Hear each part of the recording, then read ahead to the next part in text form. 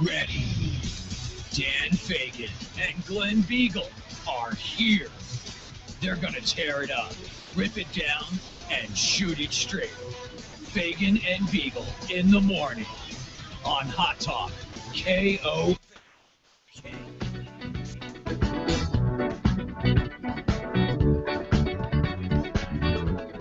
6:06 a.m. Good morning. It is my pleasure to be with you, Glen Biegel, on the air here. Fagan, Biegel, and Bonnie, October 13th. Good morning. It is 2014 and a mere 3 Fagan, Biegel, and Bonnie, October 13th. Election. Welcome to the program. And it's off today. 3 getting me back in one day. That's all I can think. Is that fair? You think that's right? And I'm just here all the time. Yeah, Bonnie, she's steady. She's steady and true. We have got a lot to talk about. A federal judge has done what's new for society, and I think a lot of people are trying to work through it and figure out what it means. He has struck down a marriage in Alaska. We will now have same-sex marriages in Alaska against our state constitution and against all of history. So what does that mean? What do we make? What are we to make of this change to marriage? And I have a lot of thoughts on it. I have always had thoughts on marriage and its importance. The one thing I want to let people know is I'm not here to convince people about anything about marriage. I'm here to try and convince people something special about fathers. That's really all I care about. You may know that as marriage has started to be redefined, it started to be used less and less.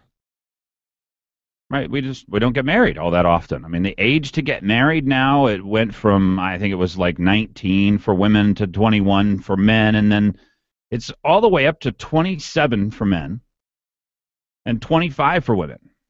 And fewer people get married at all. Marriage is less and less a centerpiece of American culture. What does that mean? Is it important? Does it make a difference? The only thing that I want people to be sure about is that a fatherless country is a country that's much more dangerous.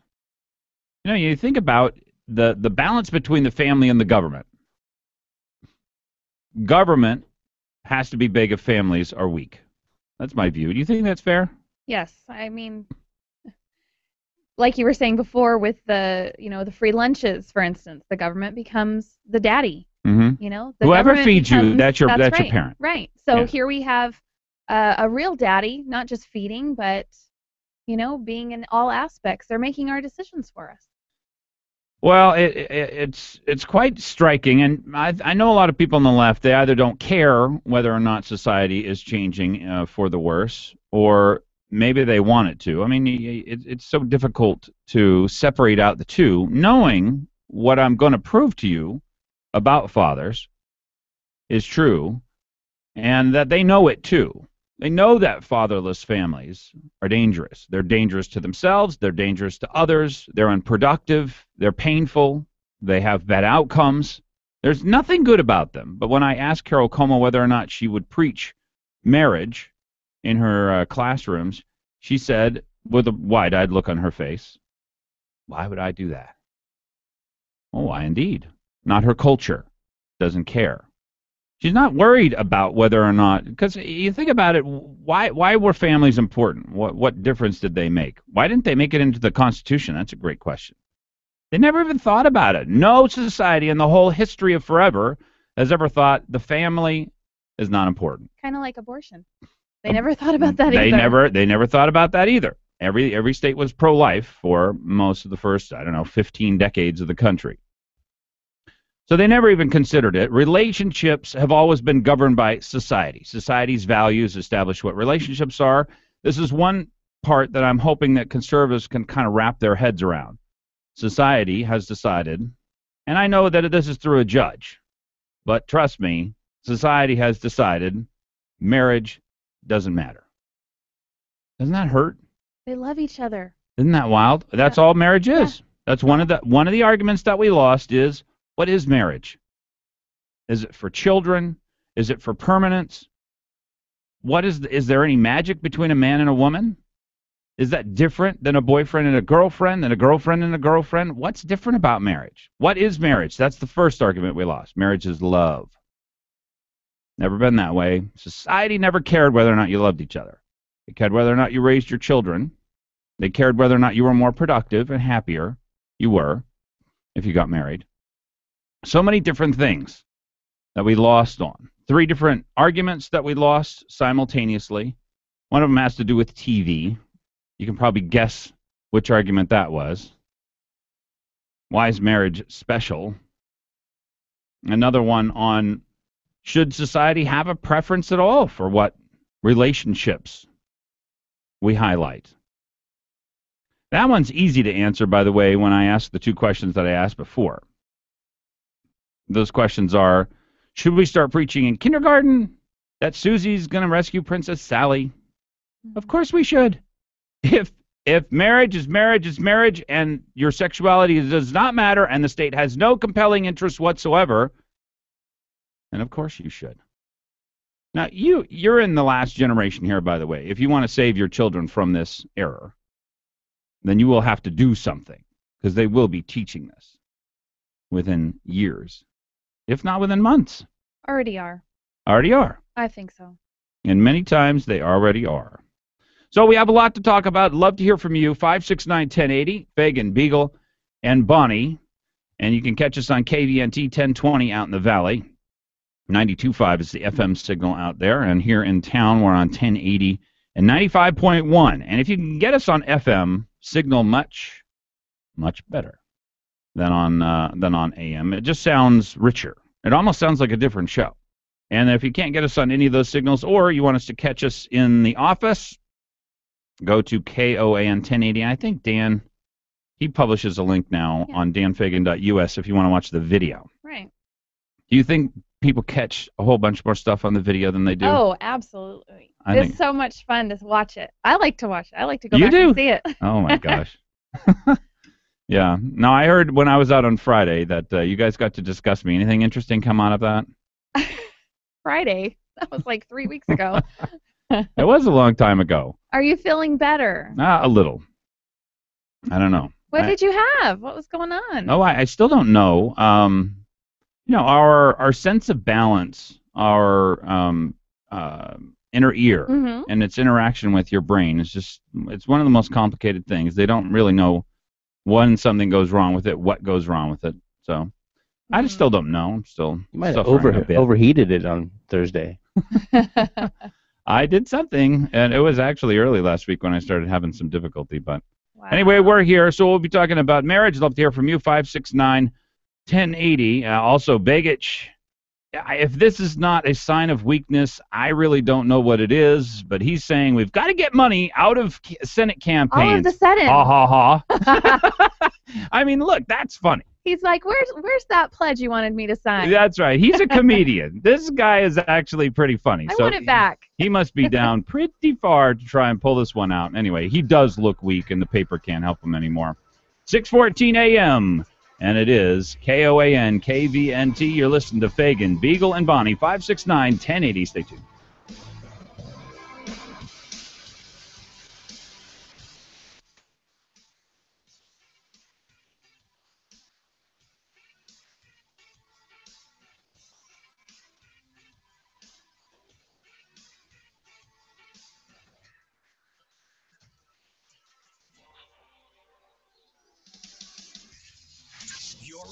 Fagan and Biegel in the morning on the Talk of the Valley, KVNT, 92.5 FM, 1020 AM. There is in every true woman's heart a spark of heavenly fire, which lies dormant in the broad daylight of prosperity, but which kindles up and beams and blazes in the dark hour of adversity.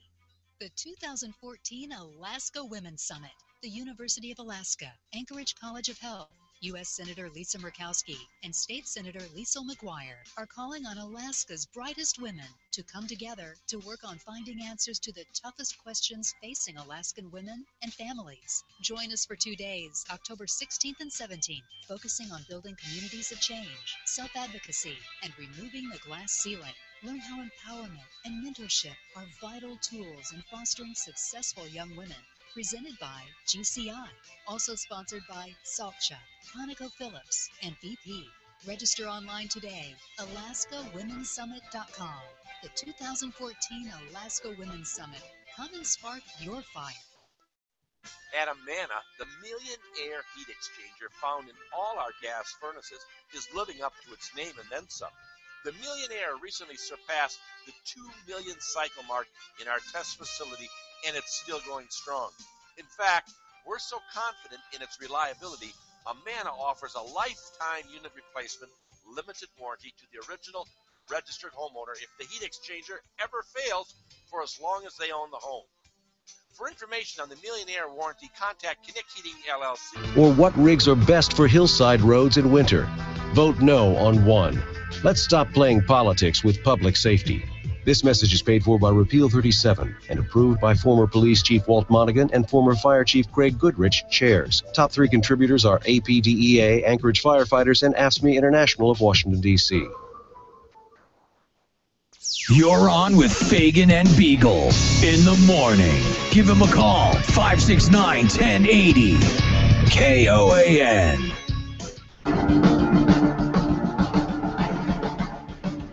6:17 a.m. It is the Fagan, Biegel, and Bonnie Show, October 13th, 2014, headed closer and closer into the election. Ebola is rolling around down in the lower 48. Keep it down there. Well, yeah, I was wondering what happened to Dan, too. Oh. See, I made that joke about Glenn on Friday. I felt bad about it later. What joke? What are we talking about here? You said you were out, and I said, maybe he's got Ebola. Yeah, that's a good joke. That's not funny. That's not. I immediately regretted it. We got a good laugh out of it. All right, fine. Seriously. Yeah, I don't know that there's a whole lot less funny than Ebola. No, it's not funny at all. It melts your organs, shuts them all down, one right after the other. I think it affects more organs than just about any other disease. I mean, it's just a terrible disease. So why aren't our borders closed? Yeah, good question. Can somebody answer that for me, please? Good question. I think the reason that they don't close them is it would make them look bad. Oh, well, we wouldn't want that. Well, and really, I think that's a lot of what politics has become. Yeah. How is it gonna I don't know if you've ever heard my theory of the Democrats' approach to regulation and their control over the economy. My theory is that they don't believe that it matters. They could pass this regulation, they could not pass this regulation. They can put in this environmental standard, they can put in that environmental standard. They believe that the beauty and the brilliance of the United States of America will overcome any obstacle that they throw in front of it. And that it just doesn't matter. Well, and this is what a lot of what they found on minimum wage. If you raise the minimum wage swiftly, then you impact businesses in the short term, and over the long term, it sort of levels out. I believe that it'll be harder for your kid to get a job. And by the way, the president is now pushing $10.10 an hour minimum wage at the federal level, which means we will have $11.10 an hour. Right. Just like I said. Not $9.75. Not $9.75. $11.10. $11.10 an hour. Anyway. And going up a dollar, right, after that? No, it'll go up with inflation. With inflation, that's right. Yeah, so what would it go up? Like 30 cents a year. But still. I can't imagine paying me $11 an hour for working at Taco Bell. I just love that. I mean, I probably wouldn't have finished high school. Why finish high school if you could get $11.10 an hour? Because at $11.10 an hour, you stick 3 or 4 boys in a little, 3-bedroom apartment. You're gonna be able to play video games like 50 hours a week. You can eat frozen pizzas and burritos. That's heaven. That is heaven on earth. Kiss your chicken McNuggets goodbye, people. Yeah, Glenn for president. Amen. A burrito in every microwave, my friends. I am your savior. We need Xbox, we'll give people certificates so they can get one, right? Actually, I do think we may be headed there. We may be headed to a point where when you're born in the United States, you get your Google box, a terabyte of space. You get an unlimited internet access account as a member of the United States of America, right, as a citizen. And who knows what other kinds of electronic things. I just all to sort of monitored by the government. level the playing field. An iPhone. We now know everything's monitored Right. by the government, by the way. Anyway, so my theory is that they don't think that it makes any difference, whatever it is that we do, as far as the Democrats go and regulation and changes. I don't remember what I was talking about before that, but I just wanted to close out that point. Well, marriage. Marriage, though, I think does matter. Look, this is a religious deal for them. And you were highlighting somebody who you heard say 30 years ago that they thought we would have homosexual marriage. Right. And my parents that was my parents that had heard it, and Yeah. by an elder in their church, and he said, yeah, there'll be gay marriage, and they said, no, it'll never happen. Well, it took about 2 generations, and of course, this is an outgrowth, I think, of the sexual revolution in the 60s. And I also think it's an outgrowth of one other thing, and that is Christian country, post-Christian country, which is where we are now. You asked me what my goal is and why the only thing I want people to get out of today are the statistics on fatherlessness. I believe we're headed to an anti-Christian country, where if you're Christian, actually your beliefs are illegal. You're not allowed to participate in the marketplace. You're not allowed to teach your children. You're not allowed to have those beliefs that you have as a Christian are illegal. And that's where they're headed. Prop 5, which Biegel supported, good example of that. Prop 5 was a law here in town that they wanted to pass through referendum, and I think it lost 65-35, something like that. But for a little while, they actually thought it might pass. But it would have basically a Catholic church, if they rented out their, I don't know, a gym or a meeting place to anyone, they had to rent it out to the Satanists. You had to rent it out to homosexual marriage or whatever. You know, anybody who wanted to come in. Once you got into the marketplace, you lost all control over your facility. You couldn't say no. You couldn't say no.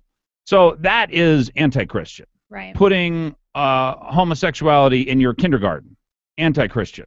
The idea that we're going to close down Catholic adoption services, anti-Christian. That's really what I'm working on now. That's what I fear. And I know that they're coming. They won't stop. This is, you know, they're not interested. Marriage is a stop along the way. What I do think, first of all, the three arguments that conservatives lost, or really the United States lost, should society have a preference? And this has to do with libertarianism.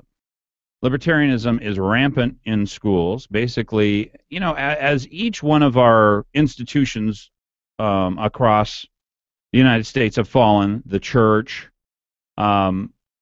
elections, you know, Al Gore's assault on the election process was devastating. You know, him going and suing in court and then counting chads and all this other stuff. You have no idea how many people don't trust elections anymore. That's ridiculous. I'd guess 50% of the United States of America does not trust the election process. Well, in every case. Yeah, we're totally jaded now. Exactly. So the point is that as we fight amongst ourselves, we're destroying sort of the tenets of what it means to be American. Did we have a great past? Are we an important country? Should we be powerful? Should we exert force across the world? All of these arguments play into libertarianism, which is rampant in high schools. Are you a Democrat? Oh no, I'm not a liberal. Are you a conservative? Oh no, I would never be a Republican. You know, I mean, you talk about corruption. Well, what are you? I'm a libertarian. It's just an easy answer. All these arguments, though, play into libertarianism, and this has to do with, should society even have a preference?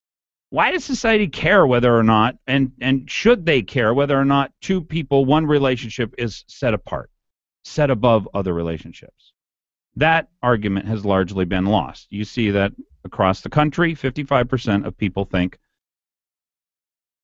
who the people are, two people can get married, whatever their sex. Well, it you know, honestly, it even has made me wonder sometimes. And then I go, wait a minute.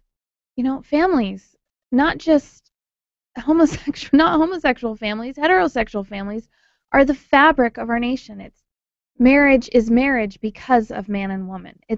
And so I know that that's getting into specifics, but I do see how people can, you know, the feeling, it makes you feel good to say anybody can love each other. You know, everybody can love each other, and there's no stopping it. Well, that's the third one. The third one that the United States has been lost. This is a third argument, is what is marriage? Marriage is love now. It's not sacrifice. Before, people really didn't care whether or not you loved each other. You loved each other, that's nice. People wanted to love each other. They oftentimes did, or they found a way to love each other, but they wanted you to have children, and they wanted you to raise your boys not to be total disasters. That's really what society wanted. You know, I mean, I count a whole bunch of different things about what marriage does. Marriage civilizes a man. It legitimizes sexuality. It protects the woman, particularly in her old age. It ties a man to his children in a permanent way. To society, marriage was permanence. Marriage, it also creates industry. I mean, the dedication of a man to a woman is responsible, I would say, for probably over 50% of the industry in the United States, because men work much harder when they're tied to a woman who wants them to work hard. So there's they're responsible for it, not just the woman wanting them to work hard. Exactly. Yes. They feel responsible. Men are like that. Exactly. In them. It is part of what marriage used to be. Now marriage is love. And again, these are arguments that essentially, if you want to call them conservatives, but everybody believed in these arguments 30 years ago.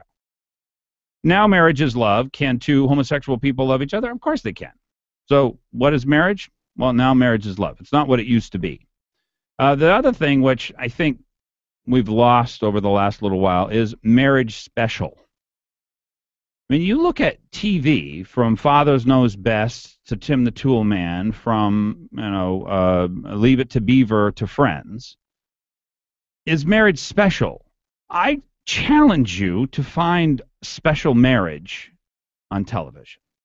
Now, it took them 2 generations for them to rewrite what marriage was, why it is, how it is it special? It doesn't surprise me at all that we're having a problem making an argument on marriage. I have never heard the arguments that I've made on marriage. People just don't make them. I think they make people kind of uncomfortable. But those are the 3 arguments that I think we lost essentially simultaneously about marriage. The latest one, what is marriage? Marriage is now love. So anyway, I don't think that this is coming back. What does it mean for conservatives?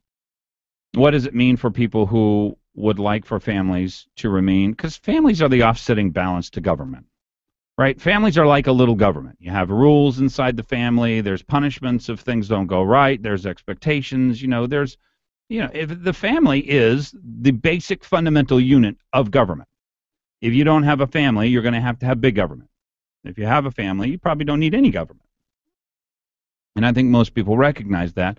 The statistics on fatherlessness, by the way, prove this. 63% of youth suicides are from fatherless homes, 5 times the national average. 90% of all homeless and runaway children are from fatherless homes, 32 times the national average. 85% of all children who show behavior disorders come from fatherless homes, 20 times the national average. 80% of rapists with anger problems come from fatherless homes, 14 times the national average. Look, this is an important issue. What will people have to do about it? You will have to make marriage important for you, and your schools aren't going to help you. I've always thought that this comes down to the culture of marriage. The idea that marriage is a cultural value is now going to have to be safeguarded one family at a time. 6:29 a.m. KBWire News Time. Biegel and Bonnie are in the 2 Bs. KOAN. KOAN. Doggone it. I knew I was going to mess that up. I got to get some on. KOAN, KVNT. And you're listening to Fagan, Biegel, and Bonnie. Fagan is out today. Love to hear from you. 569-1080. Fagan and Biegel. KOAN. Online at 1020kvnt.com. This is Charles White with your Matsu Report. A federal judge says the state's ban on same-sex marriage cannot stand. That ruling from Judge Tim Burgess came Sunday, 2 days after attorneys for 5 same-sex couples presented their arguments. Apparently it's not over, as the state is vowing to appeal, but gay rights activists celebrated it. It's a major victory. Flights at Anchorage's airport were grounded briefly Saturday night after investigators say someone called in a threat against an unspecified target. Authorities say it was found to not be credible. The suspect is in custody. Matsuburgo officials say some major construction projects are set to finish this month. The 2014 construction season was worth an unprecedented $50 million. Local officials say less will be spent in 2015 due to the progress that was made in 2014. KVNT, the talk of the valley. Sunshine and clouds for this afternoon, high 45. Clear tonight, low 29. Sunshine and clouds for tomorrow, high 41. Tuesday night, low 28. Wednesday, clouds and sun, high 42. Thursday, high 43. And Friday, high 41. If the Valley's talking, you'll hear it here. KVNT Valley News Talk 92.5 FM and 1020 AM. The highway, a strip of asphalt to carry you between points A and B. But in an all-new 2015 Mercedes-Benz GLA, there is no point B. Because when you're driving a GLA from Mercedes-Benz, you're not concerned with the destination, only the adventure. With off-road transmission mode and a sleek design, this SUV performs with confident style on any terrain. And no matter where your adventure takes you, the all-new GLA's sporty, expressive styling fits in, yet stands out, complementing the many sides of you. See your authorized Mercedes-Benz dealer today and see the world differently in a GLA 250 4MATIC, starting at $33,300. MSRP for a 2015 GLA 250 4MATIC excludes all options, taxes, title, registration, transportation charge, and dealer prep. Options, model availability, and actual dealer price may vary. See dealer for details. Mercedes-Benz of Anchorage. The best or nothing.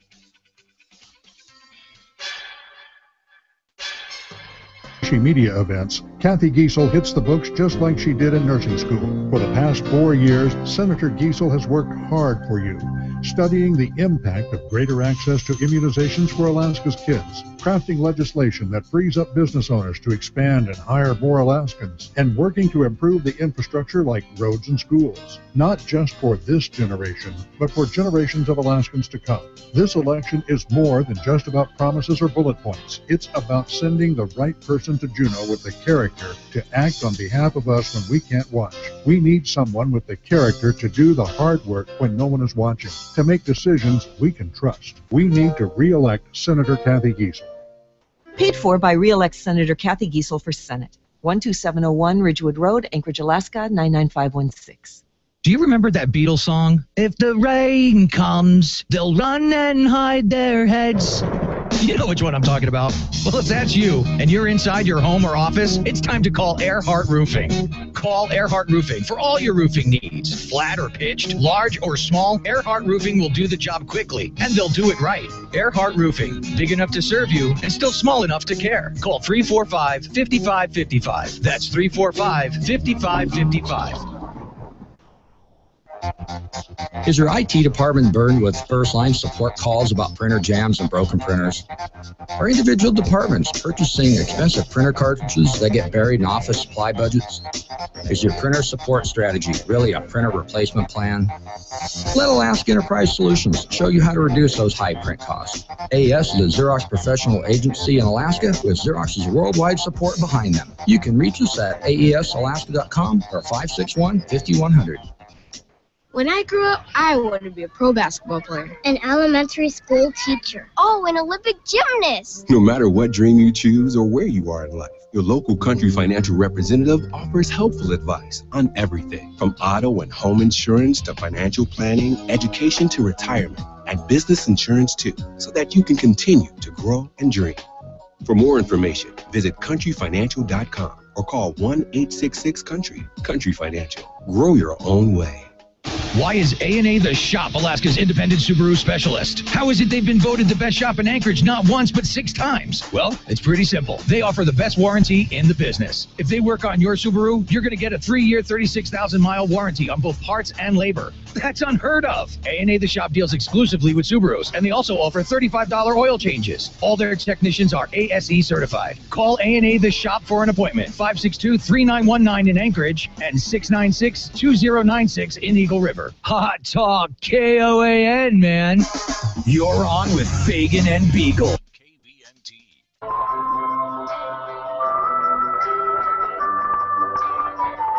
6:35 a.m. here on KOAN, KVNT, 569-1080 is the number. Glen Biegel on this end of the microphone. Bonnie Cameron looking at me from across the table. Dan Fagan is off today. I would love to hear from you. 569-1080. USA slips to 12th on the economic freedom list.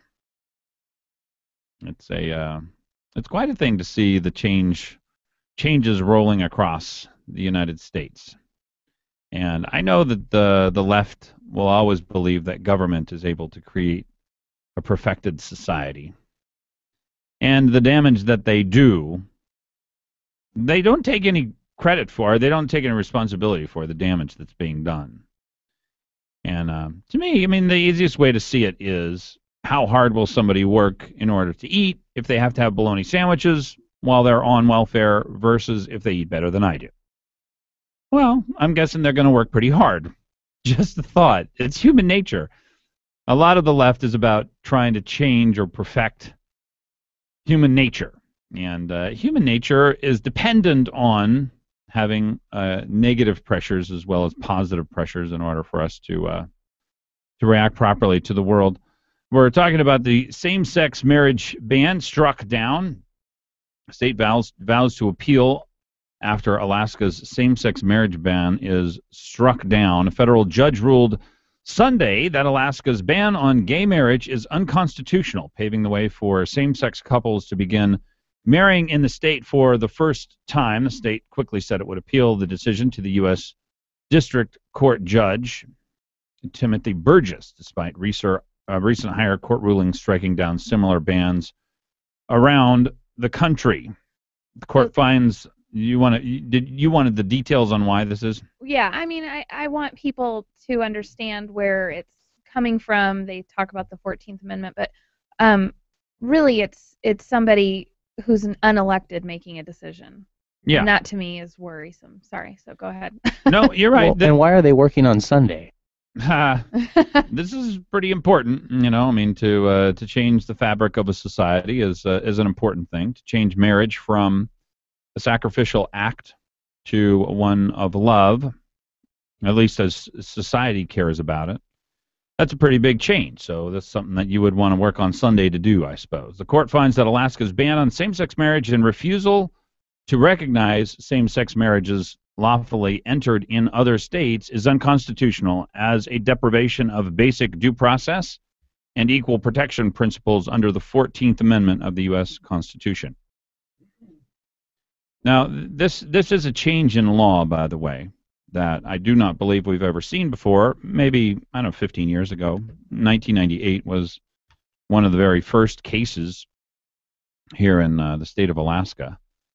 And Judge Green, as I recall, up in Fairbanks, made a ruling that said, unless Alaska passes a constitutional amendment to define marriages between one man and one woman, it will be henceforth, by judicial decree, allowed by same-sex couples as well. The one thing which is a change here is that our Constitution governs our individual rights. Our right to speak is my right. It's not our right to speak. It doesn't exist in a relationship. It exists as me, a person. So this is different because the purview of relationships has always been for the states and for society to define. That's the way it's always been. I mean, why wouldn't you give a boyfriend and a girlfriend the same rights, you know, who've been together for 5 years, the same rights as a married couple? Honestly, they probably love each other more than most married couples. Why not, if that's all it is? So it's always been the purview, and what they have come down is they found a few instances where, I think here in the state of Alaska, for instance, a married couple who jointly own property can get a $150,000 exemption for their property valuation on their property taxes. And if you're married or own it jointly, but you're not married as a same-sex couple, I think you only get $75,000. So they did find individual cases where there was different treatment based on what the sex of the couple was. Did civil unions not help that, though? I mean, did that not? You would have thought that they would have dealt with that with civil unions. Right. But because that's what all they wanted in the first place was civil unions. All they wanted in the first place. Well, I don't think that's all they wanted in the first place. That's all they said they wanted. Right. Many homosexual couples said that they didn't want to be married. That they looked at their parents and saw marriage as something different than what they had. But there are a few who do want to get married. Look, to me, this is really insignificant as far as what society's driving force is going to be. Society's driving force is largely going to be heterosexual and whether or not heterosexuals get married. And so to me, that is the part that I hope people come away from this. You want to go look up fatherlessness statistics, and you'll find the fatherless generation. And you'll see in there some of the most striking statistics in our country. And really, the only thing that I think we will take away from today, 70% of youths in state-operated institutions come from fatherless homes 9 times.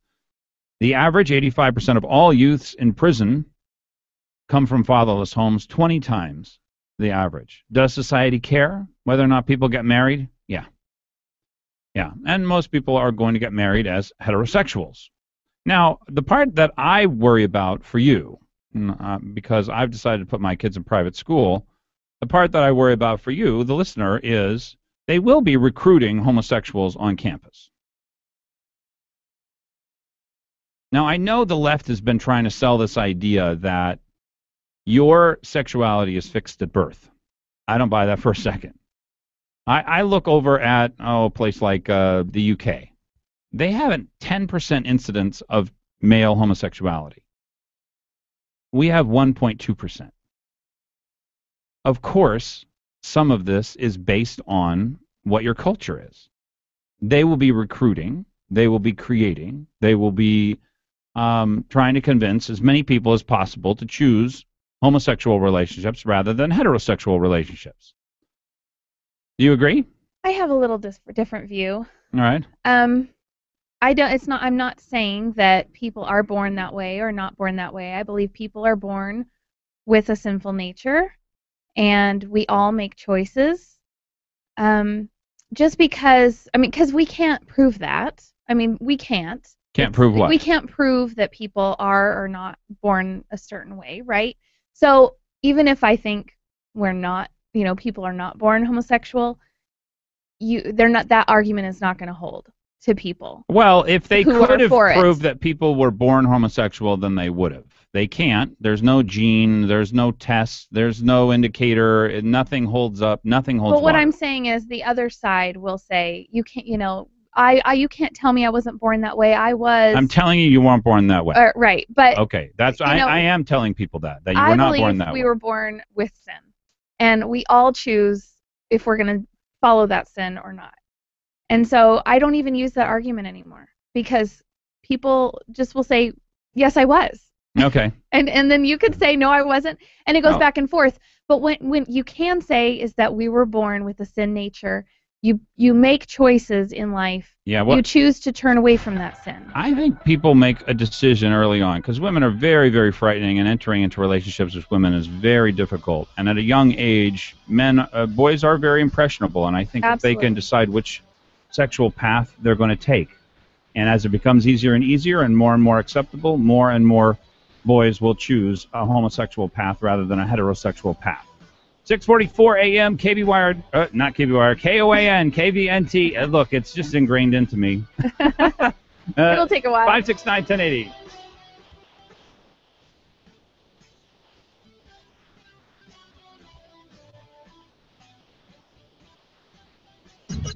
Fagan and Biegel on Hot Talk KOAN and online at 1080KOAN.com.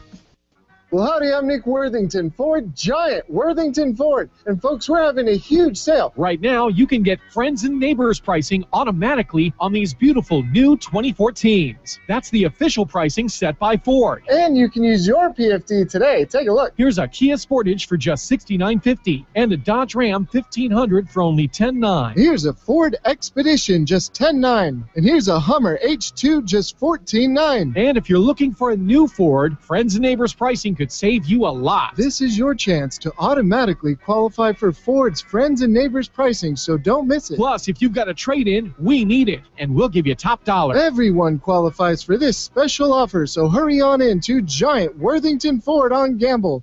Stock numbers 07 Ram 1473068. 03H2 Q18958. 06 Sportage Q1457D. Friends and neighbors pricing excludes Raptor MKC and fleet deals. On approved credit, subject to prior sale. See dealer for details. Ends 10/16/2014. In Washington, Mark Begich has voted with Barack Obama 97% of the time, adding trillions to the national debt, casting the deciding vote for Obamacare, and protecting Obama's executive amnesty for illegal immigrants. Alaska needs a senator who will fight back against Obama's agenda. As our Attorney General, Dan Sullivan sued to stop Obamacare and defended our Second Amendment rights. As Alaska's DNR Commissioner, Sullivan stood down Obama's EPA, unleashed new energy production, and created Alaskan jobs. Now Sullivan is running for the U.S. Senate to stop the Washington big spenders from bankrupting America. Sullivan will cut wasteful spending and support a balanced budget amendment. And Dan Sullivan is pro-life. He'll protect life while fighting to repeal Obamacare. Dan Sullivan, strong leadership for Alaska. I'm Dan Sullivan. I'm running for the U.S. Senate, and I approve this message. Paid for by Sullivan for U.S. Senate. Fagan and Biegel on Hot Talk KOA.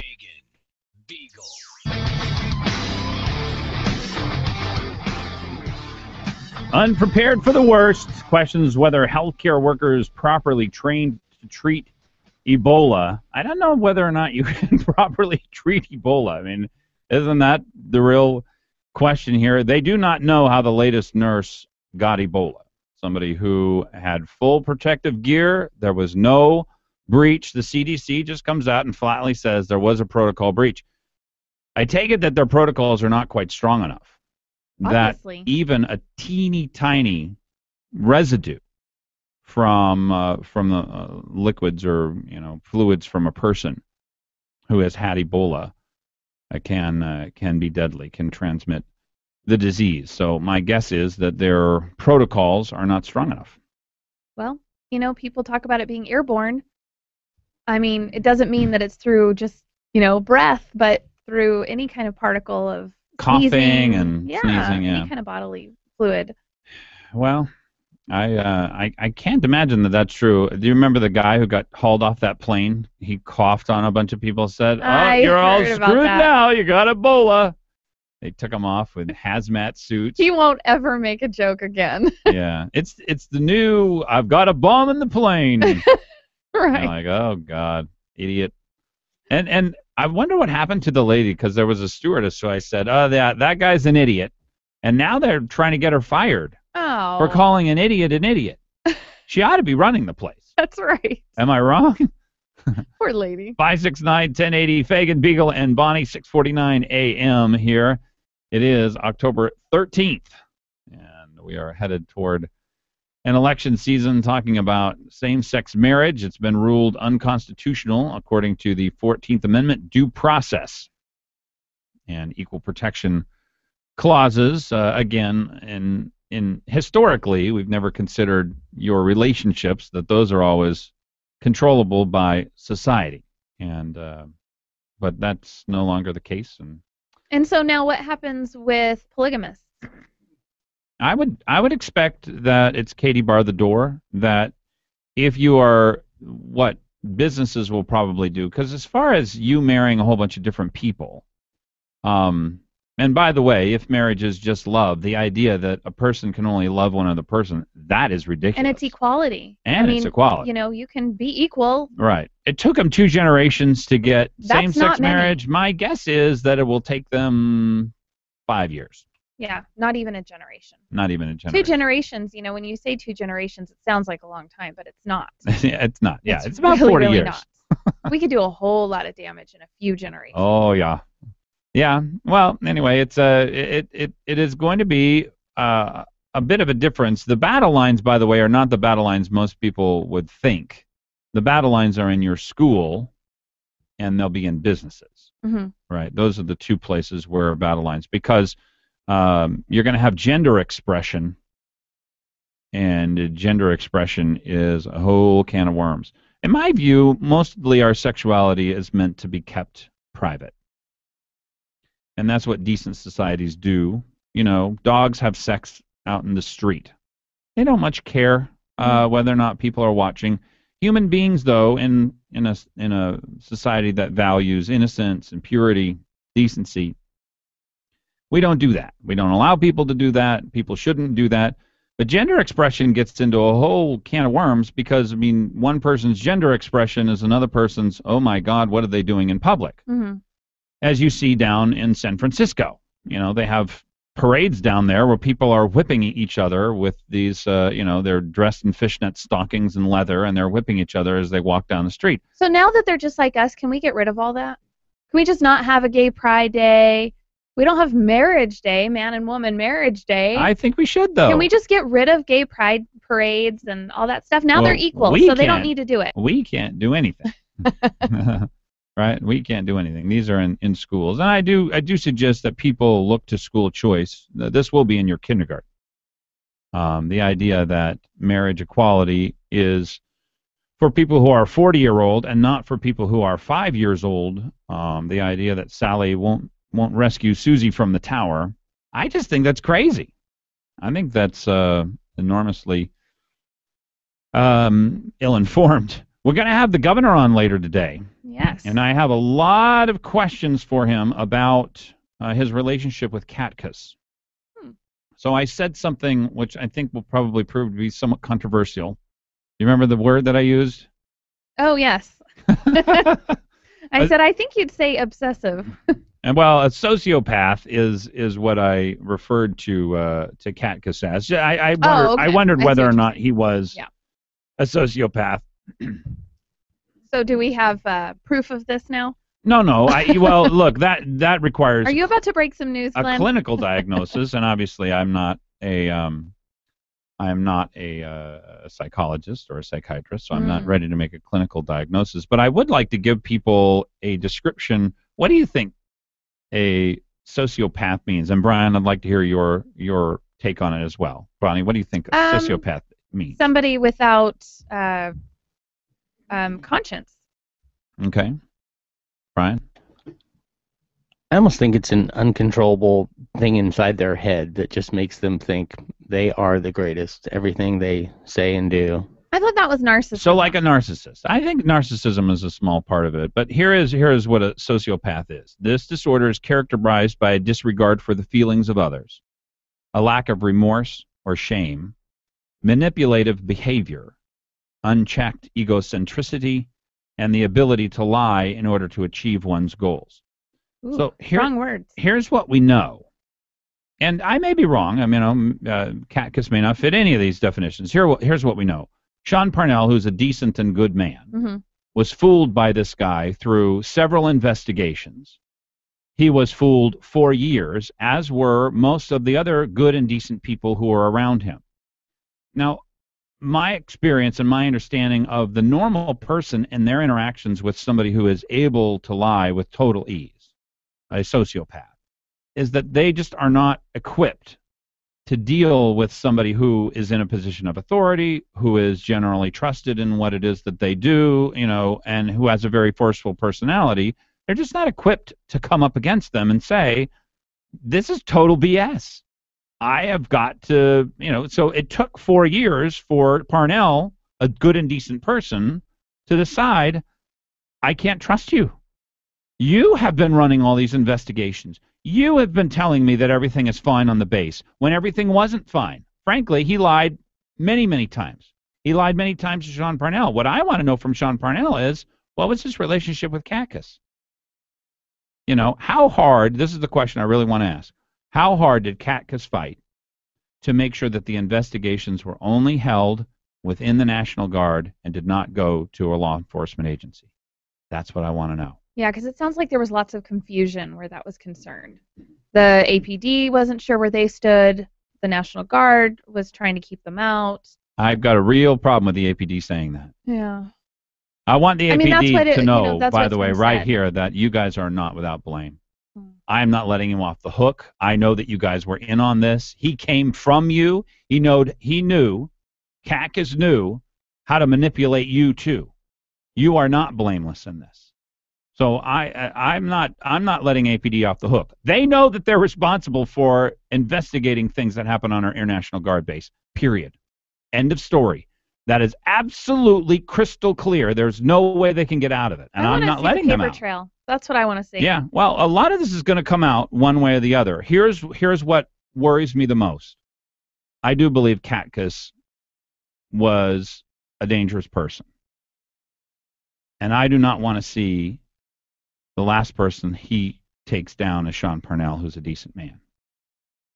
And if that's the case, if he is the man who I think he is, and I have a lot more information than most people because the guy who came in, the lieutenant colonel came in, he gave me about a 2-hour presentation a couple of years ago. And he was on KTUU the other night, too. Right. Well, as it turns out, 90% of what he told us we know to be true.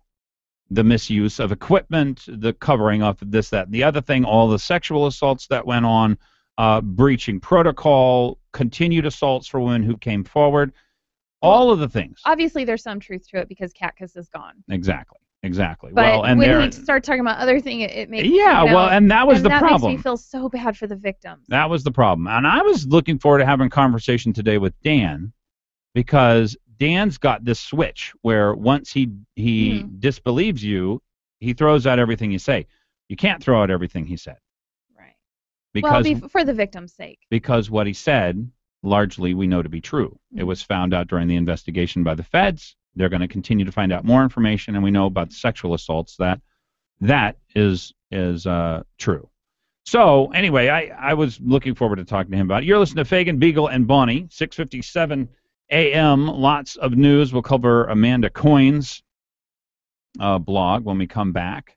Love to hear from you. 569-1080 KOAN KVNT. It is October 13th. Fagan is out for the day. The courts have ruled, a federal judge has ruled that same-sex marriage is now legal in the state of Alaska. And so essentially they have just created law out of whole cloth. And one of the things which society always determined, which was relationships. Which ones do we recognize? What do we recognize them for? And how? That is now in the purview of the federal courts. Big change to society. The statistics on fatherlessness, by the way, is really the only thing which I suggest people take a look at. Go out to thefatherlessgeneration.wordpress.com if you want to know more about it, or look up fatherlessness statistics. You will see an eyeful. Stay tuned. KOAN KVNT.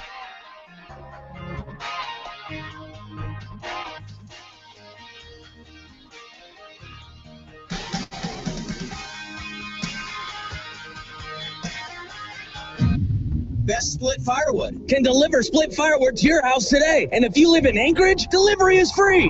Wait, what did I just say? Delivery is free if you live in Anchorage. Wow, that's cool. Okay, back to the commercial. Best Split Firewood. Call now, 727-5928. That's 727-5928, and get 2 bundles of starter sticks with your order. Hold on, 2 bundles of starter sticks and free delivery in Anchorage? That's way cool. Best Split Firewood will deliver mostly all birch split and ready for your fireplace or wood stove, no matter how much you need. A quarter, half, or full cord. They have the best firewood in the city, and they'll even mix in some spruce if you ask for it. And don't worry if you just need a couple of bundles. Best Split Firewood has them wrapped and ready to go at half of what you would pay anywhere else in the city. Best Split Firewood. Call today for free delivery in Anchorage and 2 bundles of starter sticks. 727-5928. That's 727-5928. Visit their new location at 2000 East 68th Avenue in Hot Talk all day. Hot Talk every day. 95.1 FM, 1080 AM. KOAN, Anchorage.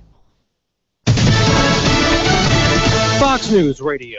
I'm Dave Anthony. It's a stormy day in parts of Texas, Oklahoma, and Arkansas, where one person was killed and 4 injured early this morning when a home was destroyed south of Little Rock. Thousands of homes and businesses have lost power. We expect those storms to progress eastward across the Mid-South and lower Mississippi Valley regions today, and they'll produce damaging winds and the risk of a few tornadoes. Roger Edwards of the National Weather Service. We're waiting to hear in about an hour from the Centers for Disease Control on the nurse infected with Ebola in Dallas after treating the African man who died there last week. We've been told that this nurse had contact with at least one other person while she was showing symptoms, which is when Ebola becomes contagious. Fox's Casey Stiegel outside the hospital. It's taken more than 2 weeks, but an air traffic control center sabotaged is back up and running outside Chicago, where Fox News Radio's Jeff Manasso is live. Dave, Chicago's en route air traffic control center is back in full operations after forced shutdowns of O'Hare and Midway international airports canceled or delayed thousands of flights across the country after a contractor working at the center allegedly cut cables and set fire to a telecom room before police say he unsuccessfully tried to commit suicide. 36-year-old Brian Howard facing felony charges while the FAA also revisits its security protocols and future contingency plans in case there's a next time. Dave. Jeff, did Turkey give the U.S. permission to launch airstrikes on ISIS militants from one of its bases? A Turkish official tells the Associated Press no, the day after U.S. officials said Turkey did. Talks are said to be ongoing as the fighting rages on in the Syrian border town of Kobani. The Kurdish defenders still very much the underdogs in this thing, outmanned and outgunned by the terrorists. We have heard that ISIS has gotten reinforcements and ammunition. We have been told they're using car and truck bombs against their foes. Fox's Greg Palcott. The U.S. has dropped 8 airstrikes. Fox News Radio, fair and balanced. If you're looking for exhilaration, you've found it. Whether cruising the road with a KOAN AM Spider, pounding trails with KOAN AM ATVs and side-by-sides, or carving snow with Ski-Doo sleds, these machines are engineered to thrill and perform. During the Yellow Tag event, save up to $4,000 on select models, plus get up to a 4-year extended warranty and great financing. Visit employee-owned Alaska Mining and Diving Supply in Anchorage. Offer ends October 31st. Restrictions apply. Subject to credit approval. See dealer for details. For safety and training info, contact the ATV Safety Institute. Attention homeowners. I'm Jay Farner, president of Quicken Loans. We've told you about HARP in the past. There are so many more of you who could be saving hundreds of dollars every month on your mortgage. It's simple and easy. And for 4 years in a row now, J.D. Power has ranked Quicken Loans highest in the nation in customer satisfaction for primary mortgage origination. To learn more, call 800-QUICKEN. Visit jdpower.com for award information. Important terms and conditions apply. Call us for cost information. Equal licensing lender. Licensed in all 50 states and MLS number. Well, howdy, I'm Nick Worthington Ford, Giant Worthington Ford. And folks, we're having a huge sale. Right now, you can get friends and neighbors pricing automatically on these beautiful new 2014s. That's the official pricing set by Ford. And you can use your PFD. President Obama plays a round of golf on Martha's Vineyard. Now he's reportedly played the 200th round of that sport since his presidency began. The milestone reached on a course at Virginia's Fort Belvoir just outside D.C. on Sunday, just hours after the second U.S. case of Ebola is reported, and on the heels of heavy criticism for his playing golf right after recent beheadings of Westerners by ISIS. Columnist Charles Krauthammer famously saying last month, I think there's a general perception the world is going to hell, and the president's out there playing golf. So while Obama averages 33 games a year since taking office, the book First Off the Tee claims President Eisenhower golfed 800 times over his 8 years in office. In Washington, I'm Chris Barnes, The Blaze News. This is news on the Blaze Radio Network.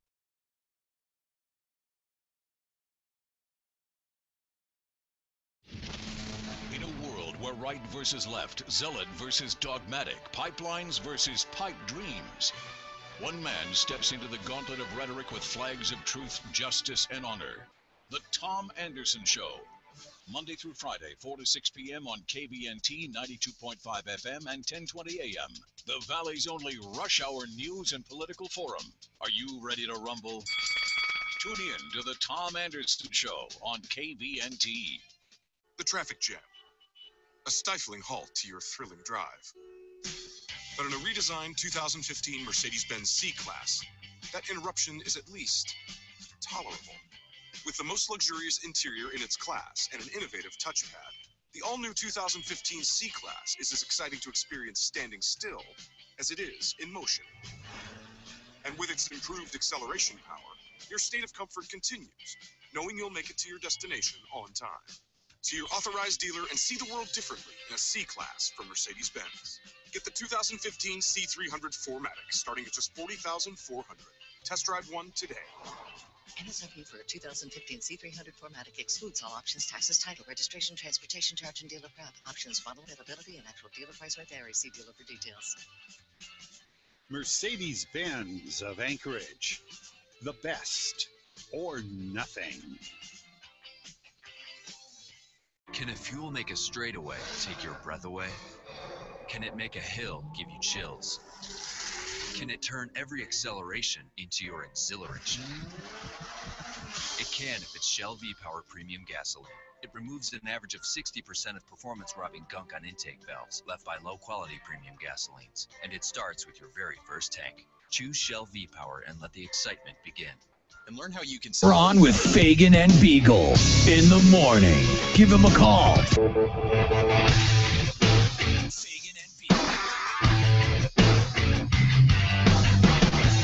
7:06 a.m. KBYR News Time. Beagle and Bonnie in studio. KOAN. KOAN. KON. KBNT. I will get this correct. Kind of crazy. We are talking here about the National Guard. Same-sex marriage has been legalized as well in the state of Alaska. And I'd love to hear from you. 569-1080. Let me go to Scott. Scott, welcome to the program.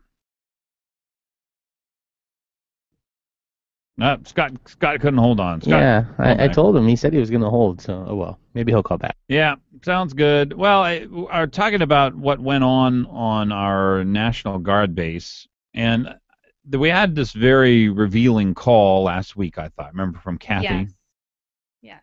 And she has a husband and a daughter who are in the National Guard, and she said these problems have been going on for a long period of time, and it's kind of a corrupt culture inside the National Guard, which I don't think is that's not a very positive thing. Her daughter still went in, so there still must be something of value there in her mind. But she thought Sean Parnell was a hero. She called him her hero. Yeah, Yeah. for what he did. And he finally did call in the feds. He finally broke this away from CATCUS and APD and decided that he would throw it to the federal authorities to find out what was really going on. What we found out was going on is horrible. And I thought she had a really good point when she said that the reason it's good that he did not go in sooner and break that chain of command was because it never would have flown inside the military. Because they have that chain of command, it never would have been a good thing if he would have skipped over that chain. The government doesn't, the governor doesn't just wander in to the National Guard and start, just because you're he's out, the head of it. I'm figuring this out, I've got this, that he's supposed to go through channels just like everybody else, which is why, to me, this is the doomsday scenario. Having somebody like CATCUS at the head of the National Guard and a decent person like Parnell, who wants to follow all the rules and wants to do things, dot all the I's, cross all the T's, doomsday scenario for him. So the question is, will Sean Parnell be the final victim of General CATCUS? Let me go to Scott. Scott, welcome to KOAN KBNT. Good morning. Can you hear me now? Yep, I can hear you. Great. Hey, that's great to hear your solo voice back on the radio. Your friend that you're co-hosting with has a tendency to have a large mouth and dominate the show. You hear that, Bonnie? Yeah, Bonnie. Are you talking about me? I wasn't talking about Bonnie. No, I was not talking about Bonnie. I try to give them their little diatribes they go through, and just step back and listen because it is so wise. Well, we've been finding a better balance, and I enjoy it. Look, Dan is the broadcaster extraordinaire. I have my things to add, and so I hope people find value in it. I think you're a broadcaster extraordinaire, and I miss having you on the solo voice on the radio. Well, I'm still here, so keep coming back. Okay. And you're still there, so there must be something that you find. Yeah, well, hey, I was a little angry with Dan about projecting that Sean's going to lose this election over this. His tongue is a very large rudder, to say the least, that hears a lot of people's opinions. And I think Sean has done more for raising awareness about sexual assault, this Choose Respect campaign, the idea that somehow he has some kind of culpability in not handling that, I think is misplaced. And, if you look at the sexual assault laws, the penalties for sexual assault have been dramatically increased under his leadership. And, no one has ever focused on these real problems, especially in rural Alaska, with all the abuse that goes on with the sex abuse. And Scott, he has had more courage than any other governor on this issue. Absolutely. And the idea that he created the problems on the National Guard base, that's poorly founded. He did do something about it in the end, and I think that speaks to his credit. He's got to make his case, though, and I think that's the worry here, is that he's got a case to be made, but he's got to make it, and we'll find out whether or not he can do that on the program here today. Well, I'm looking forward to hearing it, and I'm a strong defender and believer in the governor. I sat next to him, one seat down from him in the House of Representatives almost 20 years ago, and know him very, very well. He's a man of very high integrity and had nothing but good things to say about his character. So. Well, you probably know him. I think this is Scott Ogan from out in the valley. You probably know him better than most people. Well, how do you think Katkus pulled the wool over his eyes for so many years through so many investigations? So I think he said he had at least 6 investigations into Katkus's handling of these sexual assaults. Well, when you're the governor, you're not the lead investigator, and if he's pulling the wool over the eyes of the people that are investigating, they're reporting back to the governor, and he's going, oh, okay, and you got to have some confidence in that. So this idea that the governor could have somehow mysteriously, just drilled in, and he's not the guy that's investigating. So hindsight's 20/20. He should have pulled this out of Katkus's control long ago. Thankful he did it at the end, and thankfully Fred Dyson told him, Governor, this is you. You have to do this. You've got to pull this away from him. Well, Fred's a man of extremely high integrity as well. I know him. He's a very, very close friend. And so anyway, hey, I'll let you go. Thanks for listening, and nice to hear your solo voice. I appreciate it. Thanks, Scott. 569-1080, 569-1080. What does the governor have to do in order to make people believe that he did what was right here? He needs to talk. He needs to talk. He needs to make his case. Yes, come out and tell it. Not expect that the media is going to do it for him. Because and we are going to reveal, he's going to be on the program later today, and I am going to walk through exactly what his relationship with Katkus was. Because the report that I got from the lieutenant colonel a couple of years ago, plus all of the investigations that came on from the federal level, plus Parnell instigating several investigations that were all carried out by Katkus. See, that's what leads me to believe that this man was a sociopath, that he lied in order to keep his position, and most normal people are not capable of walking through when somebody is that deceptive. Mm-hmm. They're just not built that way. Well, and Dan's point when he said last week that he was afraid that Sean Parnell was going to, lose it to Bill Walker because of this. It's not I think he should lose it to Bill Walker because of this. It's because the headlines are against him. Every media outlet is against him. They're all going to, have the top headlines that only people read that are negative. And unless you look past that and you look to stories like Kathy's, you're not going to see anything but negative about him, and that's where the concern comes in about him losing the race. Well, he initiated a federal investigation back in February. It took him 7 months to get the results out, and heads started to roll immediately thereafter. I'm sure the heads have not finished rolling. I mean, if you could make some kind of a case that he was going to continue bad management, I just don't think that's the case. I think he's going to very carefully and very closely manage what goes on over there at the National Guard. You're listening to KOAN KVNT 569-1080 Fagan, Biegel, and Bonnie. Fagan's out today.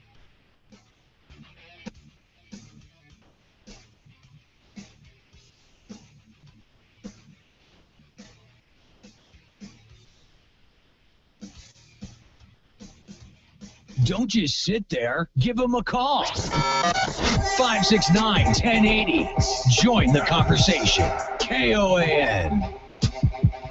There is in every true woman's heart a spark of heavenly fire, which lies dormant in the broad daylight of prosperity, but which kindles up and beams and blazes in the dark hour of adversity.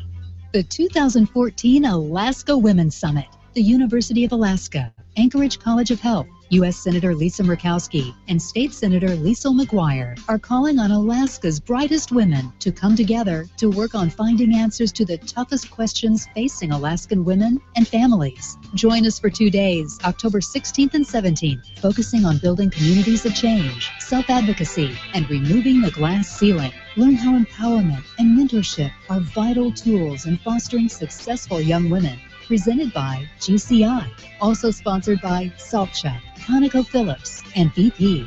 Register online today, AlaskaWomenSummit.com. The 2014 Alaska Women's Summit. Come and spark your fire. Alaskans have waited decades for a natural gas pipeline. But now, we've made historic progress on Alaska's gas line, thanks to the leadership of Governor Sean Parnell. Engineers are designing the line right now. We have the gas, we have the route, and we have the offtakes to supply energy for Alaska communities. But Bill Walker doesn't like it. He called the Alaska LNG project fatally flawed and wants to study the plan or renegotiate it, which will add years of delays and could kill the gas line altogether. Look at Walker's track record. For years, he's pushed a pipeline plan that had no permits, no gas, no sellers, and no buyers. The Alaska LNG project is underway. Let's stick with the plan that's working and the governor who's making it happen, Sean Parnell. Paid for by Parnell Sullivan 2014, Box 100719 Anchorage. Hot Talk KOAN, man. You're on with Fagan and Biegel. 1080KOAN.com.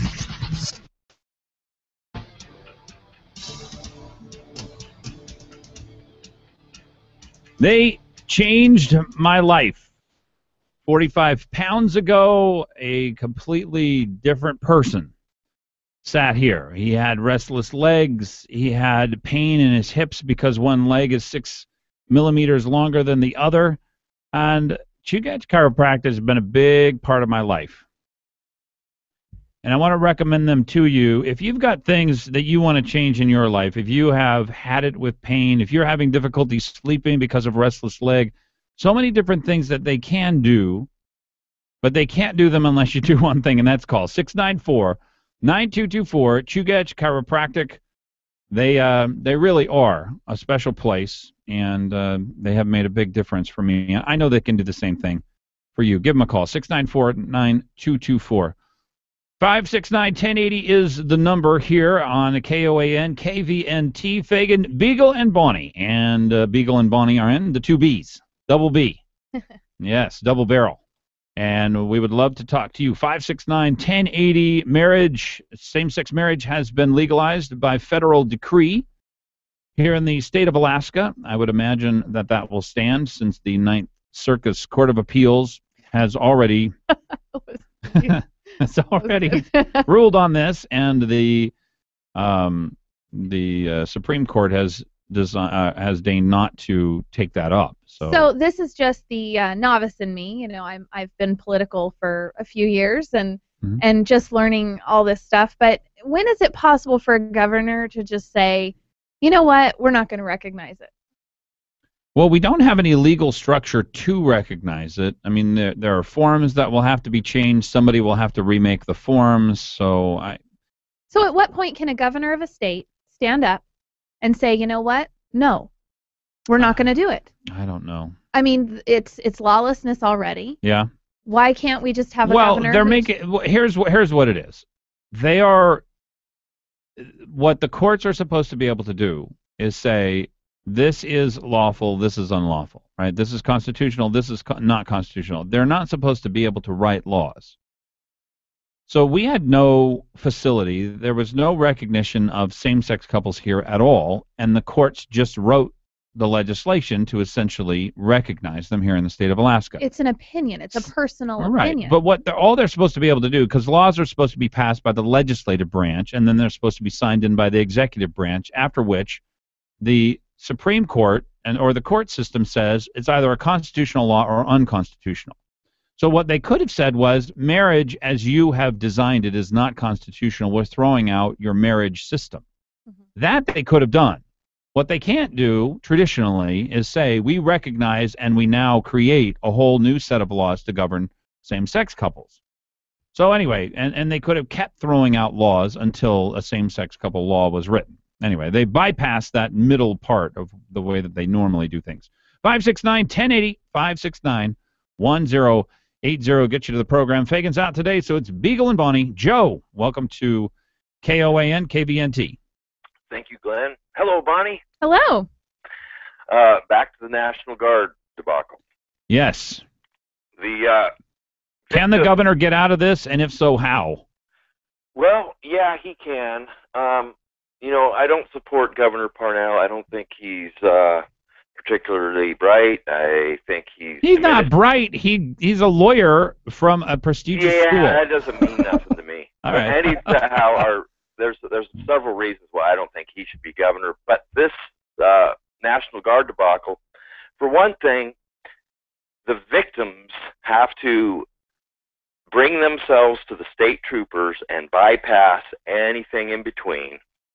I think some of them have done that, and that essentially what the APD did was they threw it back to the National Guard illegally. That basically, it was one of the laws that was broken here is when people did go to APD, their cases were thrown back to the very system that had allowed them or even encouraged or created the circumstances under which they could be assaulted, and then threw them back into that system so they could be assaulted again. Well, you know, I believe you, but I don't know if I believe that really happened, because everybody has the right to go to the state troopers, to the APD. Do you mean, state troopers? It depends on where it is. Right. Our Air National Guard base is here on Municipality of Anchorage territory. Until we have our own police department, so that would be handled by us. Other National Guard bases are not on municipal territory. That would be handled by the state troopers. So anyway, I thought they had done that. You think it hasn't, Bonnie? Am I right that I'd heard that at least a couple of people went to APD and their cases were sent back to the National Guard base? Right. I haven't heard APD say that. Well, that's why I'm holding APD partially responsible for what happened here, because they're claiming, well, there's some wiggle room. We're not really sure who has jurisdiction. Bull crap. Well, and then the whistleblower was told that by APD people that they were not allowed to talk to him anymore. Right. So it went back to the National Guard. Wait a minute. Not allowed to talk to him. You could say to anything, to anybody you want to. That First Amendment right is always intact. I don't believe for 1 minute the APD tossed back a felony crime of rape. Now, this is back the deal. To the National Guard? Yeah, this is the deal. Either those victims come forward with their documents and their complaints to the Alaska State Trooper, or there is no case. Case over with. And I'm sick and tired of hearing Shannon Moore write these columns and say, Sean Parnell did this, Sean Parnell did that. He's not a policeman. He's not an investigator. He's not a prosecutor. He's the governor. And the same with the legislature, Glenn and Bonnie. The deal is there's some reason why these victims are not coming forward to the troopers, and it's either they've been threatened or they're just they're cowards. That's what I think. That's a tough statement there, Joe. I know where you're going. What you're saying is, we as a society are really trying to do the best we can. We know that we failed you, and that we have to make that up. That's going to take your help. If you've been victimized, and I know you were victimized at the very beginning when they committed the crimes. Then you were victimized as you went through the process. You might have been victimized again when you went to the Anchorage Police Department. Now is the time for that to stop. And I know you don't want to relive this. I know this is so ridiculously painful. And it might have been 6 years ago when you were first assaulted. There's no evidence whatsoever. It's totally he said versus she said at this point. You probably can't win your case in court. I don't know what the reality is. What I do know is we are going to do our best as a society to make sure that you are made whole. I don't know how that happens after this. I don't know how that happens after several years, after the police decide that they will throw this back to the very people who were responsible or partially responsible for your assault. I don't know how that happens. I don't think it's as easy as what Joe said. I certainly don't think you're cowards. I understand that this is not that clear cut. So anyway, Joe, I disagree with you strongly on that point, but I do recognize. Do you think that's fair? Yes. Okay. Kathy. Kathy, welcome to KOAN, KVNT 569-1080. Thanks for calling. Hey, Glenn and Bonnie. How are you doing? Wow. Well, is this the Kathy we talked to last week? It is. Yep. Well, I appreciate it. You know, you made a big difference in how we thought about this. How a lot of people thought about it, actually. I think people are thinking more about it. Well, good. And I think the scenario, Glenn, that you just went through is exactly very close to what is actually happening to these people that have been victimized. One thing that I've been thinking about is I've lived in Alaska my entire life. And my entire life, I have been aware of a sexual assault and sexual victimization problem in the native villages of Alaska. It's common knowledge. It's a very similar situation. Who's responsible? Who's the one that's going to step up and say we're not going to let this just continue to happen anymore? Women in villages and men in villages that have stepped forward have been ostracized from their own culture. It's been a painful process. And once again, who has really been a person who's stood up for the issue? Sean Parnell. That's a great point. Look, that is a very strong case for here is a man who's really trying to do the right thing. And what I don't like, what I can't stand, and this is what you highlighted last week, is for the person who brings it up but does not have the power to solve it. Right. Right? That he is being blamed. I'm really worried that Katkus pulled the wool over a lot of people's eyes. Yes. A man of great power, a man of great position, and that he pulled the wool over a lot of people's eyes, Sean Parnell just being one of them. And the difficulty here, Kathy, is people don't know how to sort this out. There's blame to be had. Hindsight 2020. We love playing Monday morning quarterback. We're in the middle of a political season, and people are making political hay out of this. I think your point was well made, and I think your defense of Sean Parnell, pointing out that at least he did something, at least heads have started to roll, and to him, that makes him a hero. Yes, and the point that was made earlier that APD has some culpability in this, I think is super important, because it really highlights the culture that people that are not in the military do not understand.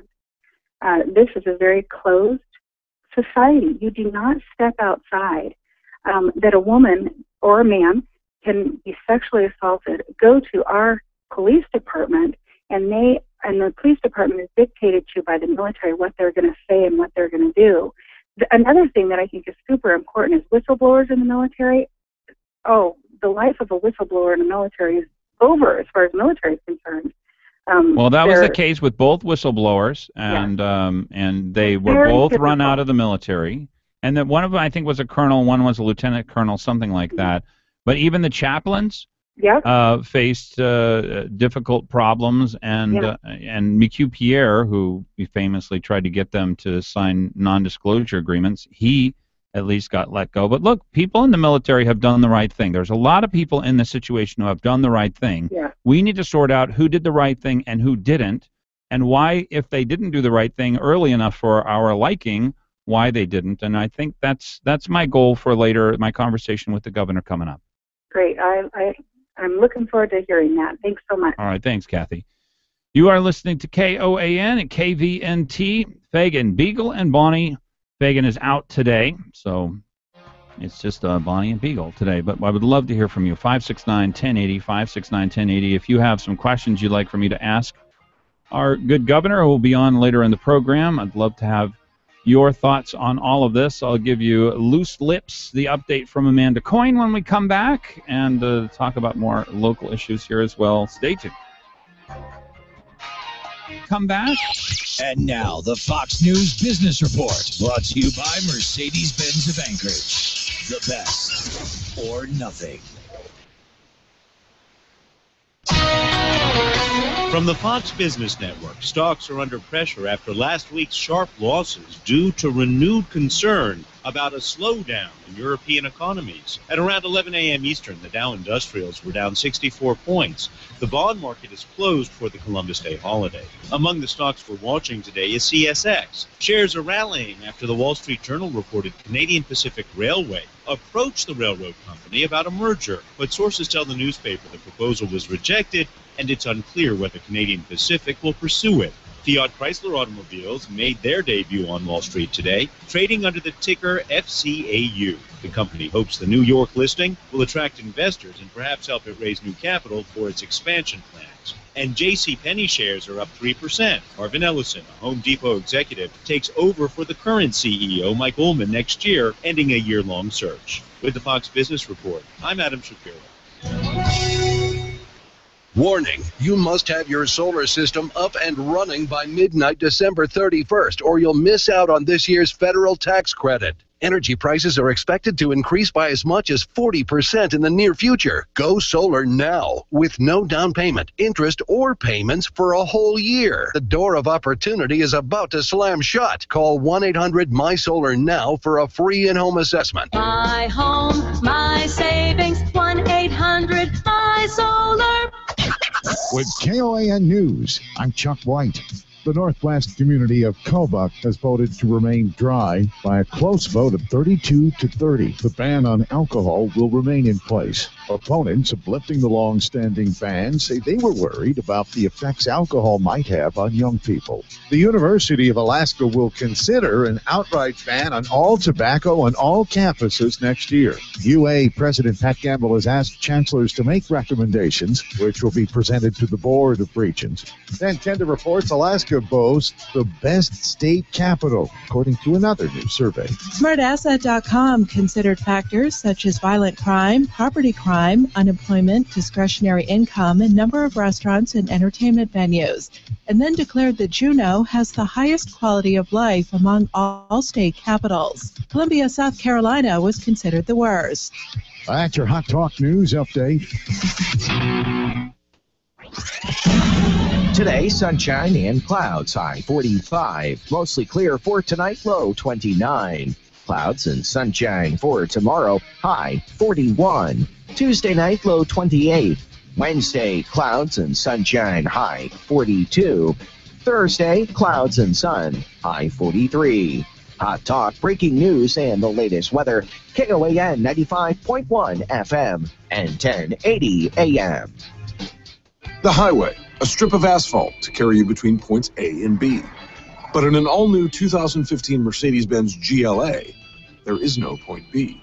Because when you're driving a GLA from Mercedes-Benz, you're not concerned with the destination, only the adventure. With off-road transmission mode and a sleek design, this SUV performs with confident style on any terrain. And no matter where your adventure takes you, the all-new GLA's sporty, expressive styling fits in, yet stands out, complementing the many sides of you. See your authorized Mercedes-Benz dealer today and see the world differently in a GLA 250 4MATIC, starting at $33,300. MSRP for a 2015 GLA 250 4MATIC excludes all options, taxes, title, registration, transportation charge, and dealer prep. Options, model availability, and actual dealer price may vary. See dealer for details. Mercedes-Benz of Anchorage. The best or nothing. When Malarkey Mark Begich ran for U.S. Senator, he made a lot of claims about his record as Anchorage mayor. Begich knew the truth wouldn't come to light before the election.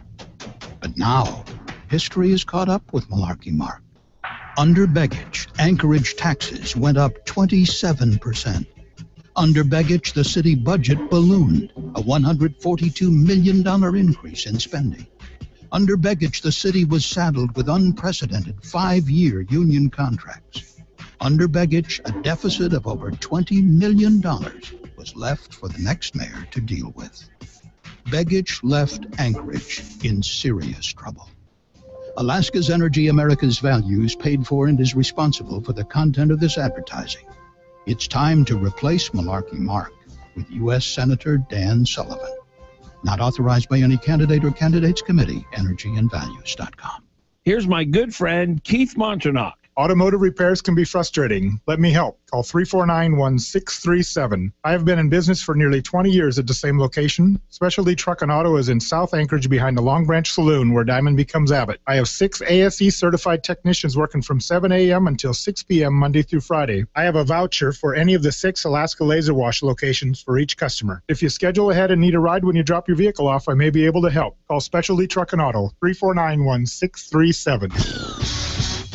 You're on with Fagan and Biegel on Hot Talk KOAN and online at 1080KOAN.com.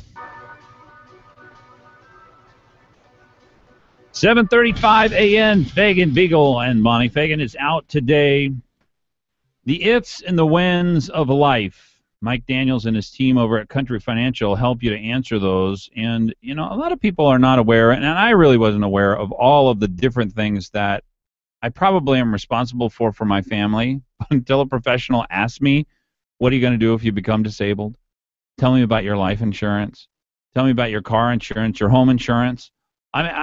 Renter's insurance. There were a lot of things, and I hadn't really thought about it. It turns out I wasn't carrying enough insurance on my house. Yeah, I bought the house like 15 years ago, and you know what?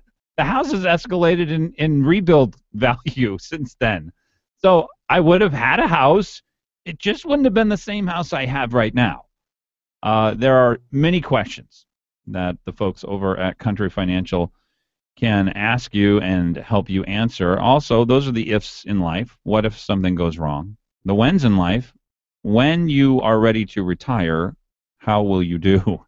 And if you don't ask those questions, you can do everything else right in life, and yet not answer that question and still have difficulty. You could be a burden on your children. You could depend on government services, which are maybe not necessarily what you would like to have. So Country Financial is there for you. They've got 5 locations here in Anchorage, 5 out in the valley, 13 across all of Alaska from Kenai all the way up to Fairbanks. And I want to tell you about the phone number that they have. Bonnie, are you going to ask me a question? How do you spell country, Glenn? COUNTRY. Woohoo! I think that we should do some kind of a pom-pom. 1-866 country is their number. I hope you give them a call.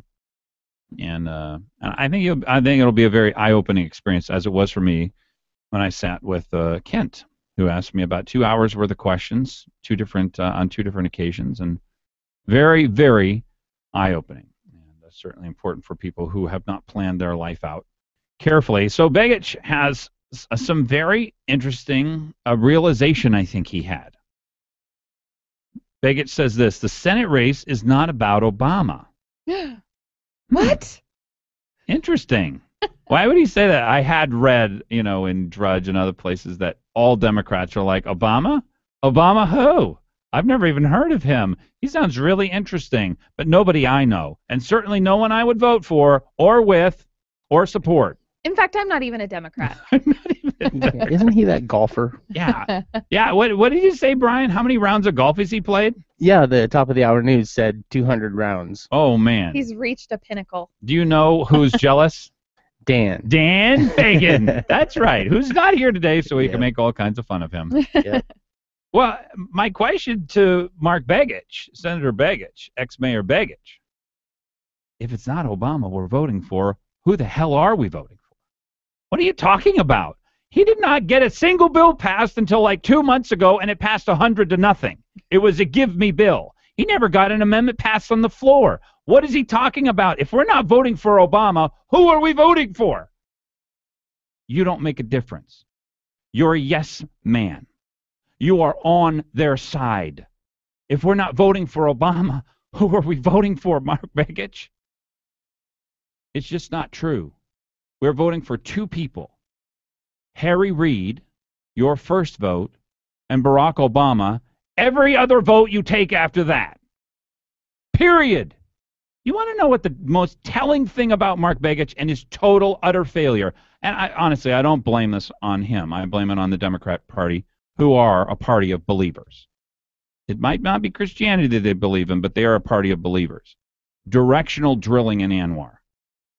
This is a no-brainer. There's no physical presence on the land itself. They will not allow oil companies to, from a mile away, send a drill pipe over to get the oil out that's on ANWR. I remember when the Interior Secretary, which Mark Begich voted for, explained it to us. He was such a wise man. Why would we do that? That's not their land. Is it our national resource, you idiot? You believer? They're such believers. They totally believe. They believe their own lines. What? And yet it's the conservatives, right? The conservatives are the only one who have dangerous beliefs.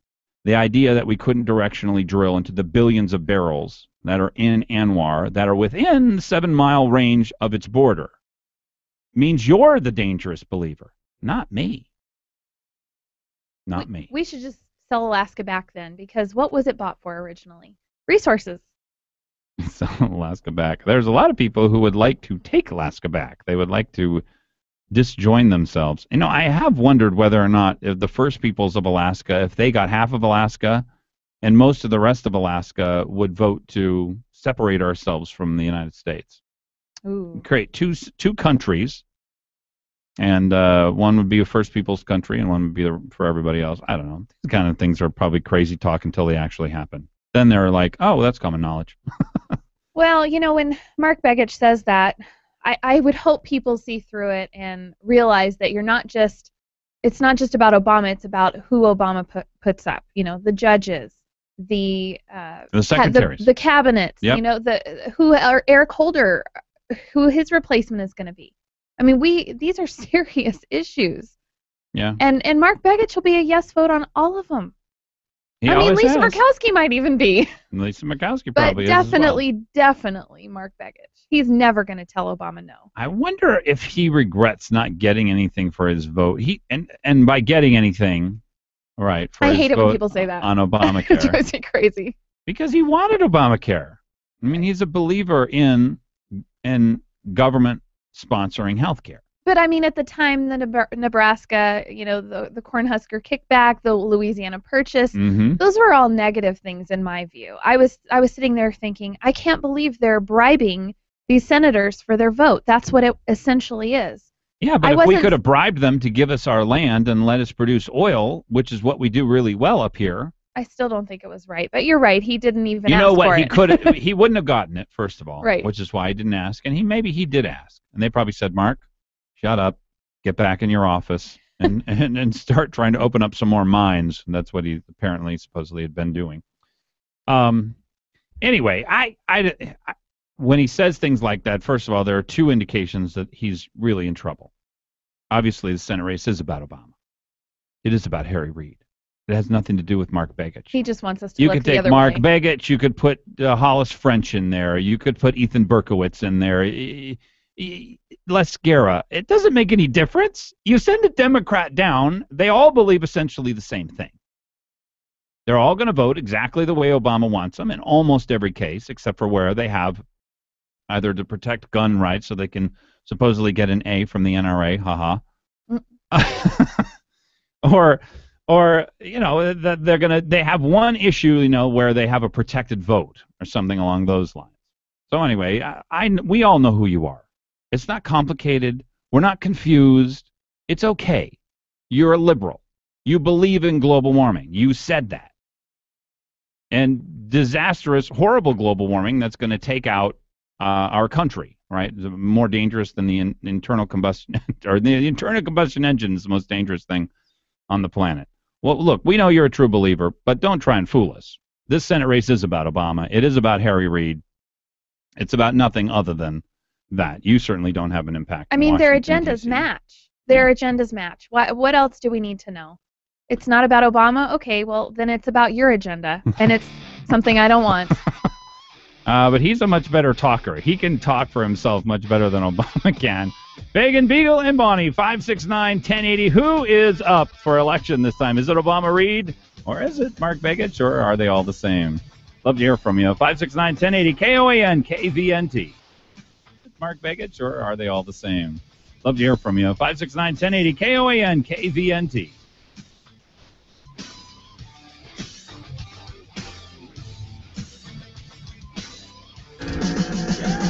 You're on with Fagan and Biegel. Give him a call. 569-1080 KOAN. Hi, my name is Mike Ferris, president of Alaska Enterprise Solutions. We are the face of Xerox in Alaska. Xerox is a trendsetter, and AES Xerox is following in those footsteps. We are the document management experts, specializing in short-term rentals of copiers and scanners. We have offices in Anchorage and Fairbanks, and we are your Xerox professional agency with an Alaska focus and worldwide support. You can reach us at aesalaska.com or 561-5100. 911, please hold. 911, please hold. Anchorage has 80 fewer cops on duty than it did 5 years ago, even though the city is bigger. More people, less coverage. Emergency vehicles get pulled from the hillside or Eagle River to cover Midtown when there are multiple accidents or ambulance calls. And that may mean a much longer response time for somebody who needs help. AO 37 removes police and firefighters from the discussion about staffing and equipment. Their experience is ignored, replaced by someone who doesn't understand what swift water rescue means to Eagle River or what rigs are best for hillside roads in winter. Vote no on 1. Let's stop playing politics with public safety. This message is paid for by Repeal 37 and approved by former Police Chief Walt Monaghan and former Fire Chief Greg Goodrich, chairs. Top 3 contributors are APDEA, Anchorage Firefighters, and AFSCME International of Washington, D.C.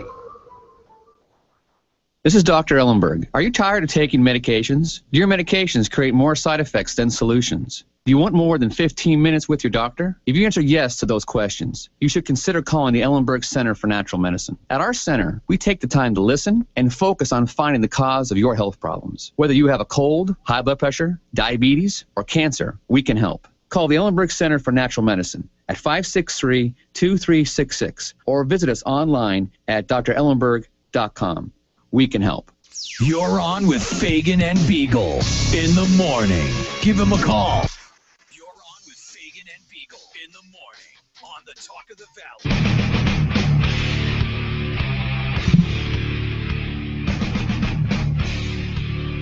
7:47 a.m., October 13th, 3 weeks and a day before the big election. Love to hear from you. KOAN, KVNT, Fagan, Biegel, and Bonnie.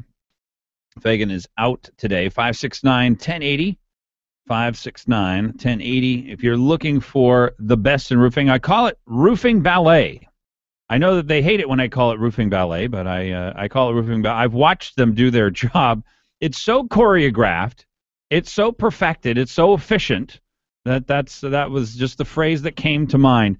Earhart Roofing, truly the best in the business, and almost always the lowest bidder. You're looking at the Better Business Bureau Business of the Year across every business in the state of Alaska. You know how hard that is to do for a roofing company? Fast, efficient, clean. They'll leave your property cleaner than when it started. They're just an amazing group of people. Great at what they do. 345-5555. Basically just dial 34 and then hit 5, and then you'll get either Zimbabwe or you'll get Earhart Roofing. Becky, Frank, James over there. They can't take care of you. They sound like just a small company, but got 17 trucks and 60 employees, and there is no job they cannot handle. Give them a call, Earhart Roofing. I wanted to give you the lowdown here from Amanda Coyne.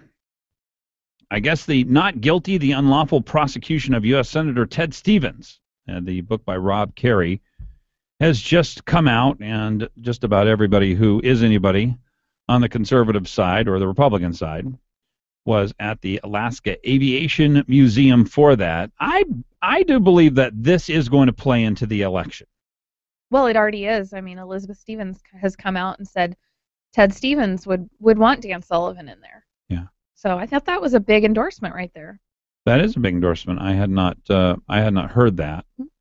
Yeah, I think that they really take personally the effort to get Ted Stevens out of office, and they know it was manufactured now at this point. Of course, now we know with a month after the election, they dropped all charges with prejudice. And the legal interpretation of that, to me, is one of the most fascinating legal processes that I know of. Do you know what it means, by the way? Do you, Brian? I'm sorry, I'm thinking about something else. Dropping charges with prejudice? It means they're... Not only is he not guilty, he was found guilty 5 days before the election. Not only is he not guilty, the record stands that he has never been charged. Every piece of information that ever came out, thrown out, never occurred. So it's not just with reserve. Like, they weren't saying, we don't feel good about this. It's right. It's not that completely off the record. Found some information that throws this, and we're going to dismiss the charges against them. Dismissing it with prejudice means it never happened. Wow, I didn't know that. Ted Stevens has never been charged with a crime. He's never been found guilty of a crime. There's no evidence against him in the crime. Totally exonerated. Total exoneration with prejudice. Woo!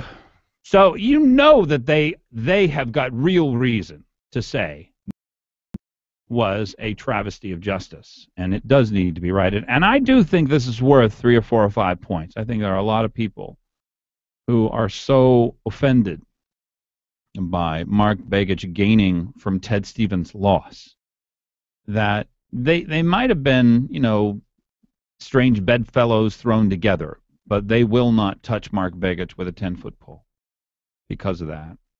KTUU's got a new main studio, and I haven't watched. How long has it been since you watched news? Now I go to KTUU every day, but I don't watch their news. My parents turn it on, and we live with them. So I mean, they're very at 5 o'clock and 6 o'clock and 10 o'clock. It is on. Wow. And they watch it all the way through to the weather. Dedicated. What is the weather coming up? Do you know? I don't. I don't stick around for the weather. Sullivan's for a Senate campaign. The campaign raised $2.8 million in the third quarter. The response from Begich: "Hey, why don't we limit how much money we spend?" Mm-hmm. Yeah, a little too late. Begich has got to be. Can I sign that pledge now? Real trouble. Real trouble. I want to sign it now, please. Republican Valley women state house candidates had a nice fundraiser from Colleen Sullivan Leonard, and I look, we're going to have a strong contingent of female conservatives. Shelley Hughes, Lynn Gaddis, Kathy Tilton. We're all at this. Love Shelley Hughes. She's the only one I know personally. Yeah. I think of a lot of these. I think Lynn is the one who I know best, and she reminds me of Miss Alaska or Mrs. Alaska. She has done everything. Wow. She is Alaska. She's been everywhere and knows a lot of stuff. She flies. She has businesses. She's a real person. She's not just a politician. She isn't somebody's aide who decided after their boss is gone that they now are going to run the seat. And because that's a lot of what politics has become. I love the idea of having real people in office. And I misspoke there about Elizabeth Stevens. That's Ben Stevens' wife. It's Lily Stevens Becker, the daughter of the late Ted Stevens, who came out for Dan Sullivan. Let's see. What else we got here? Oh, my kids is something which I think I may need to take them to therapy for. Uh-oh. Okay, when you get, I think there are like 41 flavors in jelly beans and flavored jelly beans. Oh, the Jelly Bellies? Yeah, this is the knockoff brand, but they're all still very good. I mean, you can't tell the difference, and you get like twice as much. So anyway, my kids wanted me to bring back 3 bags of jelly beans. Like 3 bags of jelly beans, each one of these things is $4. I get to the store and I start thinking, the little parent on your shoulder. You can't buy your children 3 bags of jelly beans. That's completely ridiculous. You're right. I'm going to get them 1 bag, and they're going to split it up. That's a lot of jelly beans anyway. And honestly, there's 41 flavors, so there's plenty of good things to eat. So I bring the 1 bag home, and I give all the kids back. I made them pay for it, so I redole out all the money, and I give it to my one daughter, Elena. I say, okay, split this up. She goes, color by color. Oh. Is that something which I should take them to to be seen. So some had the cotton candy, and some had the orange crush, and some had root beer. Yep. No, I mean, basically, in a whole bag, you're going to have like 10 little orange crushes. Right. So it's just like moving the one orange crush over here. How old is this one? She is 10. Okay. Mhm. So she's Obsessive, I pretty- think, was the word. Okay, so I that was was I was gonna use a different word. That the second word of the phrase is retentive. Yes. Yes, I think we all know what we're obsessive talking- is the better word for Obsessive? that. Yes. Is that what it is? Little OCD in there? Obsessive compulsive? Yeah. I think what Just a I told her, tendency. I tried to be positive. You're the parent, trying to be as positive as you can. I said, honey, you will make the best accountant in history. This is your calling. This is where you are destined. So did the other kids think that was fair, that they got only one type? Well, she started to fret over the fact, Mom and Dad, I've got these 3 jelly beans and I don't know what to do. I said, well, honey, here's the way this works. When you go through the effort of doling these things out, you happen to be the most trustworthy person. So either you can have them or you can give them to someone else. You can auction them off. But they're yours. I didn't Put them up to the highest I bidder. didn't bring money back into this. I should have. That would have been very wise. Be the entrepreneur The there. little lost lamb that the kids keep chasing. They've got 400 jelly beans in their little, cup of jelly beans, but they want the one last one that they can't get. She was well liked there for a while. Oh, yeah. All right. Well, that was my experience. I do worry about that. That is, I don't think I've ever seen anything quite as, what are we calling it? Obsessive. Obsessive, as yes. that. That is over the top. That's But pretty. that's, she's looking for perfection. She's being fair. I think she might have found it. One of the cutest things I've seen. Same-sex marriage is now, or our one-man, one-woman marriage is ruled unconstitutional by a federal judge.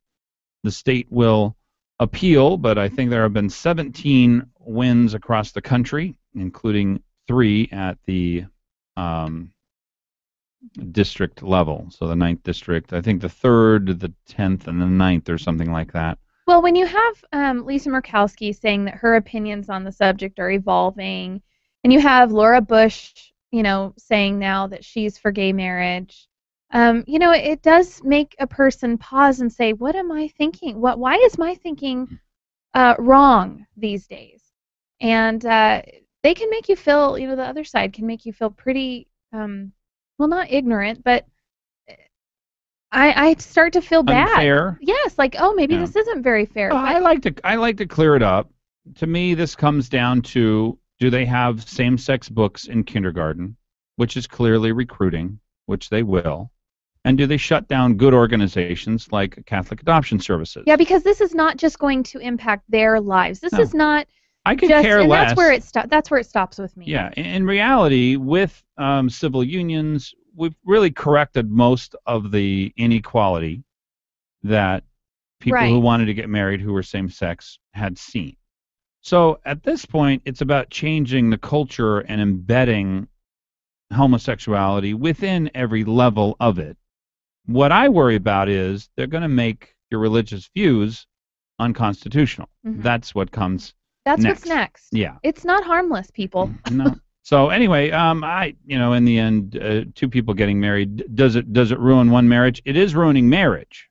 The assault on marriage has been going on for 40 years. That is having a dramatic impact. People are just not getting married anymore. Why get married? All you do is get divorced. That's what a lot of people will say. And if you don't hold it in truly high esteem, it's a very difficult process between a man and a woman anyway. And I would say that most people probably will stop getting married. But I think it's the most important institution in society because it is the core institution that's built on sacrifice. And a man truly sacrifices a part of himself, that of chasing all women, and a woman sacrifices a part of herself, that of being praised by all men. And that is so deep. A lot of people do not consider that anymore. Yeah. It's hard. Something that's unheard of. Well, it's hard for people to understand because we don't teach this, we don't preach it, we don't cover it, and so it's one of the things that we just don't get quite enough information on. The governor will be in With us, 7:59 a.m., Fagan, Biegel, and Bonnie, KOAN and KVNT 569-1080. If you've got some questions for Governor Sean Parnell, stay tuned. Q1771-03H2. Also sponsored by Salt Shack, ConocoPhillips, and BP. Register online today. AlaskaWomenSummit.com.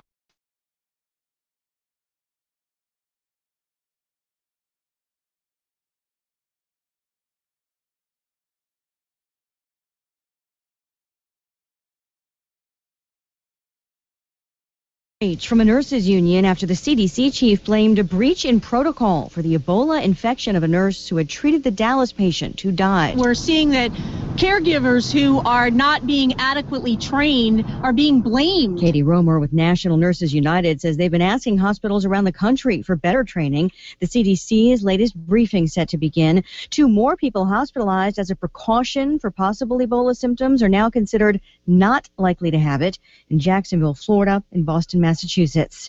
Deadly storms ripping across the plains. Fox News Radio's Jeff Manasso following this live.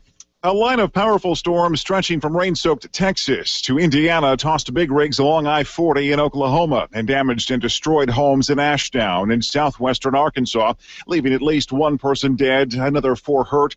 State EMS spokesman Rick Fair says it's too early to categorize the storm, but damage reports are coming in from across the state. Many trees across roads, and so trying to get those trees out of the way is paramount. Utility crews working to get power back on. Several thousand reporting no power, and forecasters Lisa say severe weather and damaging winds are pushing next to Louisiana, Mississippi, and Tennessee. Thanks, Jeff. Turkey says not so fast to U.S. reports that it's agreed to let our military use bases there for attacks on ISIS. Fox Radio's Rachel Sutherland live in Washington. Police says ISIS advances on Kobani on the Turkish border. The Ankara government is denying reports it'll allow U.S. and Arab allies to use its air bases to launch strikes against the terror group. Florida Republican Senator Marco Rubio says the coalition partners should do more. The Turks have more at stake here than we do. No, and they're members of NATO. They should act like a member of NATO. U.S. defense officials tell Fox News a U.S. assessment team was expected in Turkey to figure out what kind of missions can be flown from Turkish bases. Lisa. Thanks, Rachel. Fox News Radio. Fair and balanced.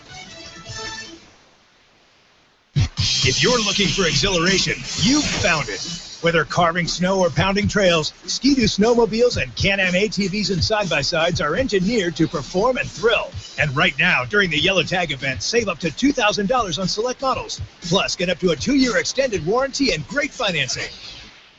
Visit Team CC in Eagle River and Wasilla. Offer ends October 31st. Restrictions apply. Subject to credit approval. See dealer for details. For safety and training info, contact the ATV Safety Institute. Attention homeowners, I'm Jay Farner, president of Quicken Loans. We've told you about HARP in the past. There are so many more of you who could be saving hundreds of dollars every month on your mortgage. It's simple and easy. And for 4 years in a row now, J.D. Power has ranked Quicken Loans highest in the nation in customer satisfaction for primary mortgage origination. To learn more, call 800-QUICKEN. Visit jdpower.com for award information. Important terms and conditions apply. Calls for cost information. Equal housing lender license law 50 states and West number 3030. The traffic jam. A stifling halt to your thrilling drive. But in a redesigned 2015 Mercedes-Benz C-Class, that interruption is at least tolerable. With the most luxurious interior in its class and an innovative touchpad, the all-new 2015 C-Class is as exciting to experience standing still as it is in motion. And with its improved acceleration power, your state of comfort continues, knowing you'll make it to your destination on time. To your authorized dealer and see the world differently in a C-Class from Mercedes-Benz. Get the 2015 C300 4MATIC starting at just $40,400. Test drive one today. MSRP for a 2015 C300 4MATIC excludes all options, taxes, title, registration, transportation charge, and dealer prep. Options, model availability, and actual dealer price may vary. See dealer for details. Mercedes-Benz of Anchorage. The best or nothing.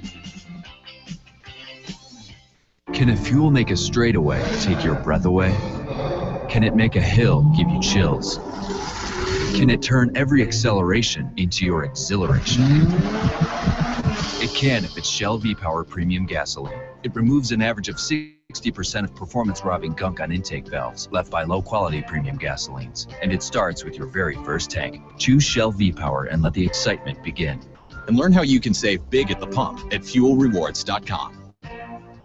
Alaska's Energy, America's Values, paid for and is responsible for the content of this advertising. Not authorized by any candidate or candidates committee. Energyandvalues.com. Mark Begich is unbelievable. Washington thinks it knows what's best for Alaska, and that's what I'm fighting against every day. Fighting? Begich voted for all Obama's appointments, like Sally Jewell as Secretary of the Interior. Jewell immediately said no to exploration in Anwar and no to a King Cove road. Begich didn't fight Washington. He rolled over, like he rolled over for Obamacare. Now Begich is trying to duck and hide on Obamacare, on oil taxes, on cap and trade, on the IRS scandal, even on Anwar. How can you deliver Anwar, Mark, when Harry Reid says a Democrat-controlled Senate will never allow an Anwar vote? Alaskans can't trust a thing Begich says. It's time to replace Malarkey Mark with U.S. Senator Dan Sullivan. When I grew up, I wanted to be a pro basketball player. An elementary school teacher. Oh, an Olympic gymnast. No matter what dream you choose or where you are in life, your local Country Financial representative offers helpful advice on everything from auto and home insurance to financial planning, education to retirement, and business insurance too, so that you can continue to grow and dream. For more information, visit countryfinancial.com or call 1-866-COUNTRY. Country Financial. Grow your own way. Hot Talk KO. You're on with Fagan and Biegel. 1080KOAN.com.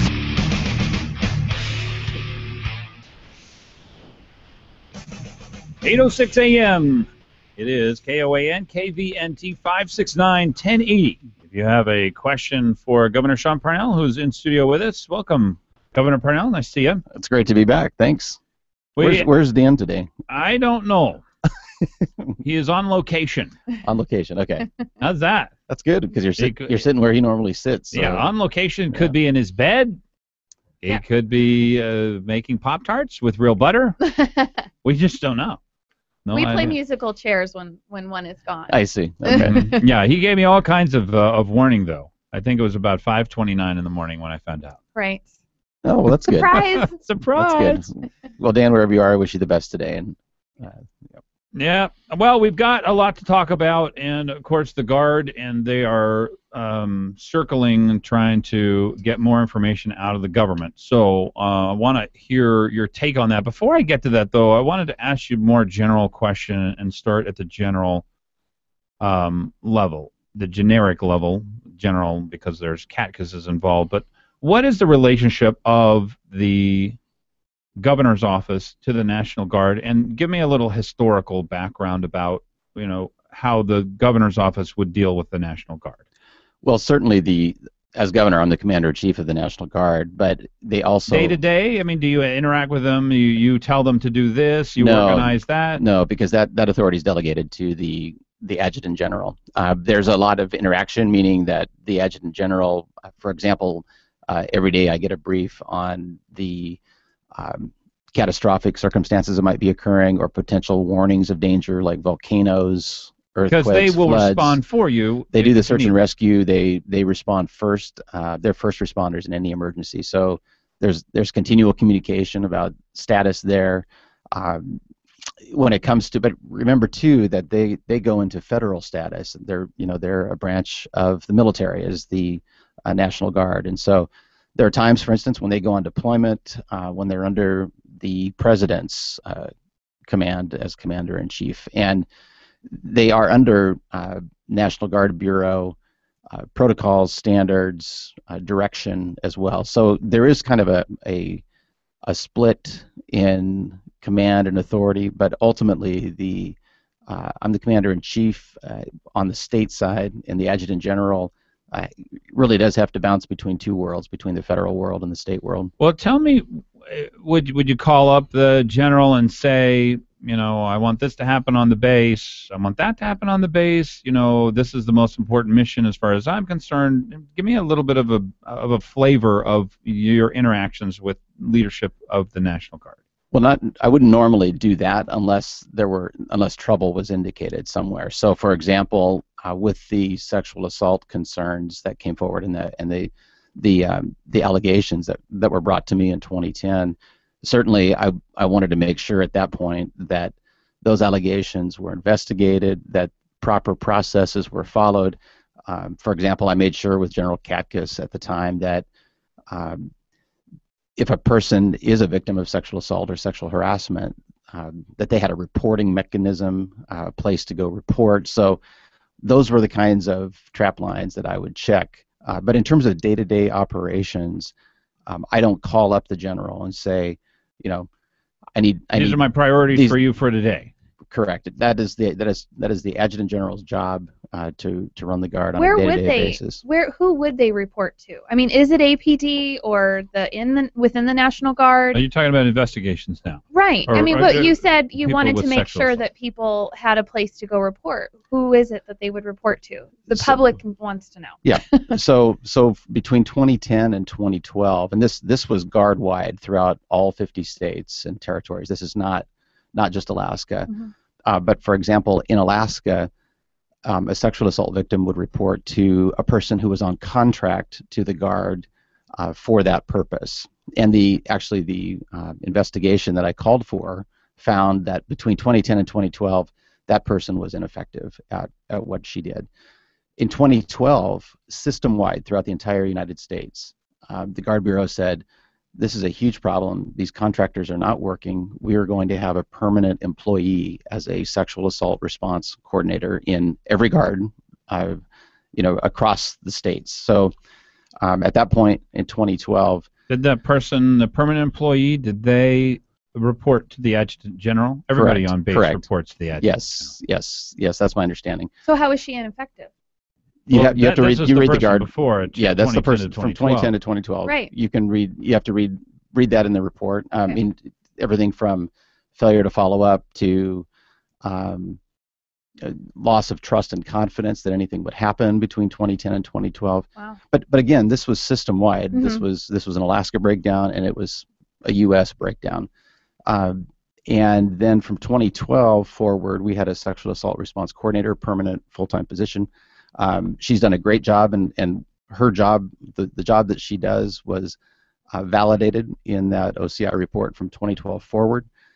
What was brought, and we've kind of already, dived deep into the process, but let me back up a little bit and just say first that overall, that Office of Complex Investigations report found that our Guard and our Guard members are top-notch professionals at what they do, and that gets lost sometimes with the I call it the politicization, of these issues, because every day our Guard members are called upon to do search and rescues or to be deployed, overseas, and the OCI report, the Office of Complex Investigations report, found that they do a good job, a great job at that. And so it's not just an organization. These are people, these are Guard members who do a great job, and their families are supportive of them. And Alaskans ought to be thankful and supportive for them, as I am. And I appreciate that.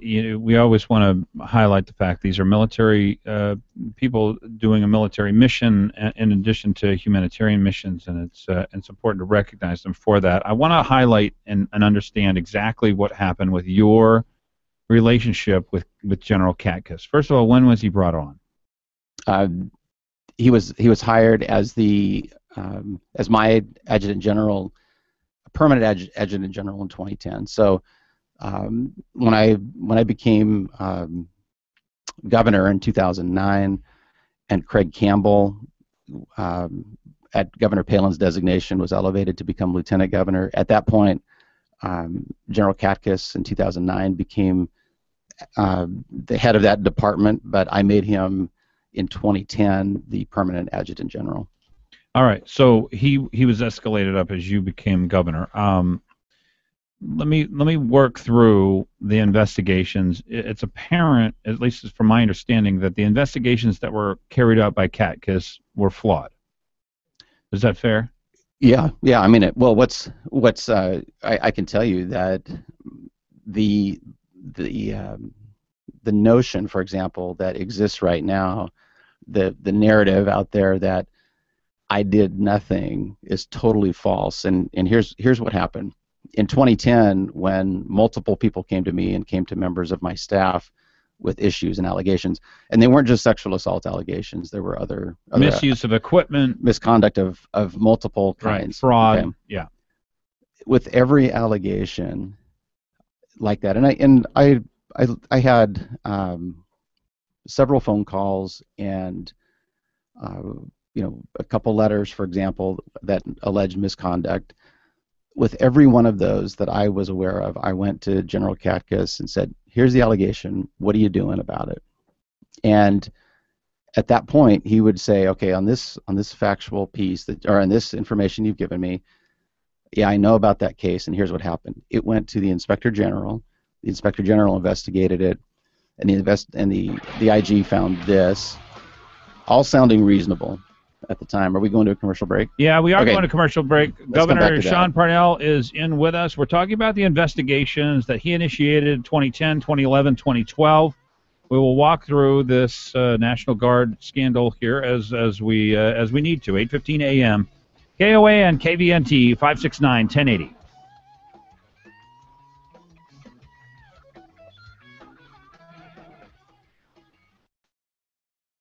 Forward on Gamble. Mentorship are vital tools in fostering successful young women. Presented by GCI. Also sponsored by Salksha, ConocoPhillips, and BP. Register online today. AlaskaWomenSummit.com. The 2014 Alaska Women's Summit. Come and spark your fire. In Washington, Mark Begich has voted with Barack Obama 97% of the time, adding trillions to the national debt, casting the deciding vote for Obamacare, and protecting Obama's executive amnesty for illegal immigrants. Alaska needs a senator who will fight back against Obama's agenda. As our Attorney General, Dan Sullivan sued to stop Obamacare and defended our Second Amendment rights. As Alaska's DNR Commissioner, Sullivan stood down Obama's EPA, unleashed new energy production, and created Alaskan jobs. Now Sullivan is running for the U.S. Senate to stop the Washington big spenders from bankrupting America. Sullivan will cut wasteful spending and support a balanced budget amendment. And Dan Sullivan is pro-life. He'll protect life while fighting to repeal Obamacare. Richard Road, Anchorage, Alaska 99516. I'm running.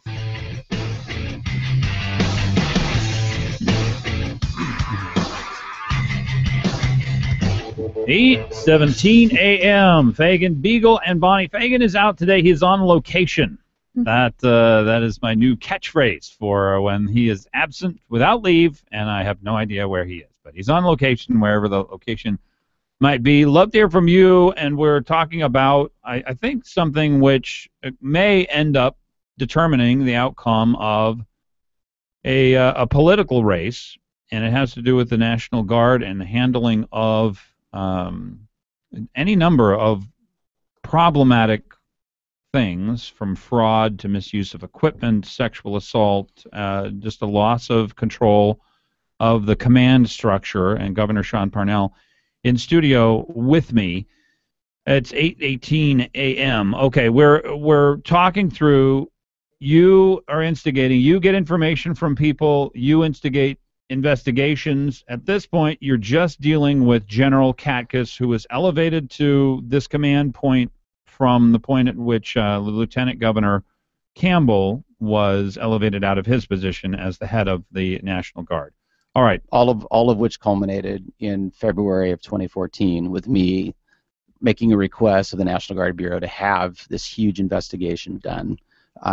They did that 6-month review, as they call it, and then they interviewed 185 people. They did a command climate survey where they surveyed everybody and got more than 1,000 responses. So they took a deep dive, a deep look, and found some deep issues. They had they've been kind of collapsed into 5 areas of concern.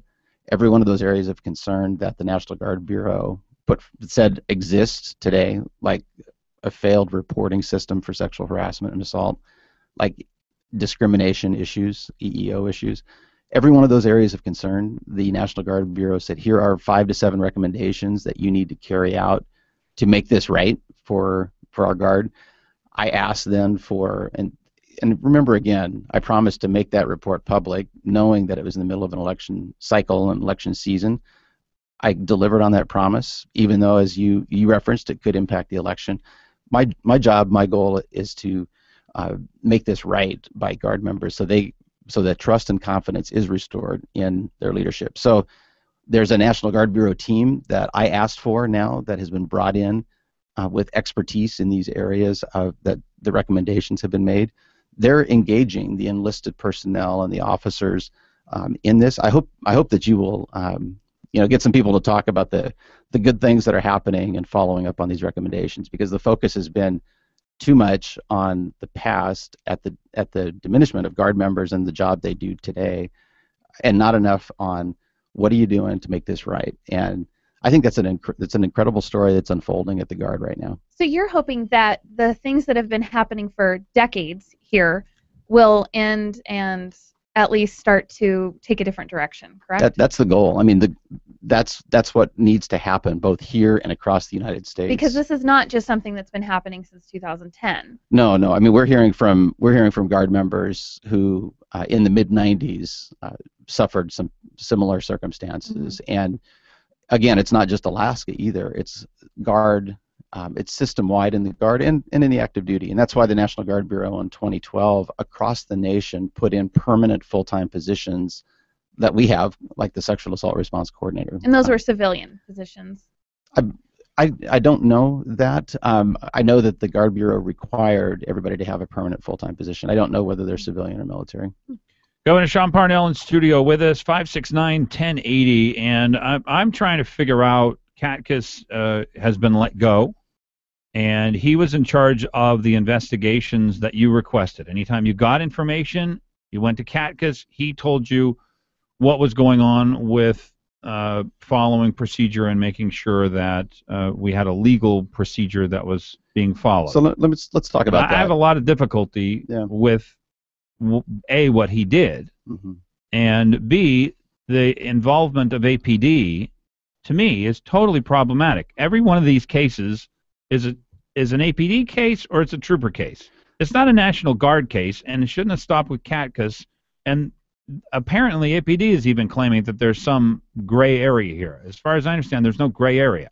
So to me, there's no gray area when it comes to sexual assault. But let me set up a couple definitions for you that the National Guard Bureau uses, and frankly, law enforcement across the country. When a sexual assault victim comes forward in the National Guard, those are categorized by restricted or unrestricted. And what that means is, if you're a National Guard member, you have to report a sexual assault, whether it happened to you off base or on base, on duty, off duty, doesn't matter.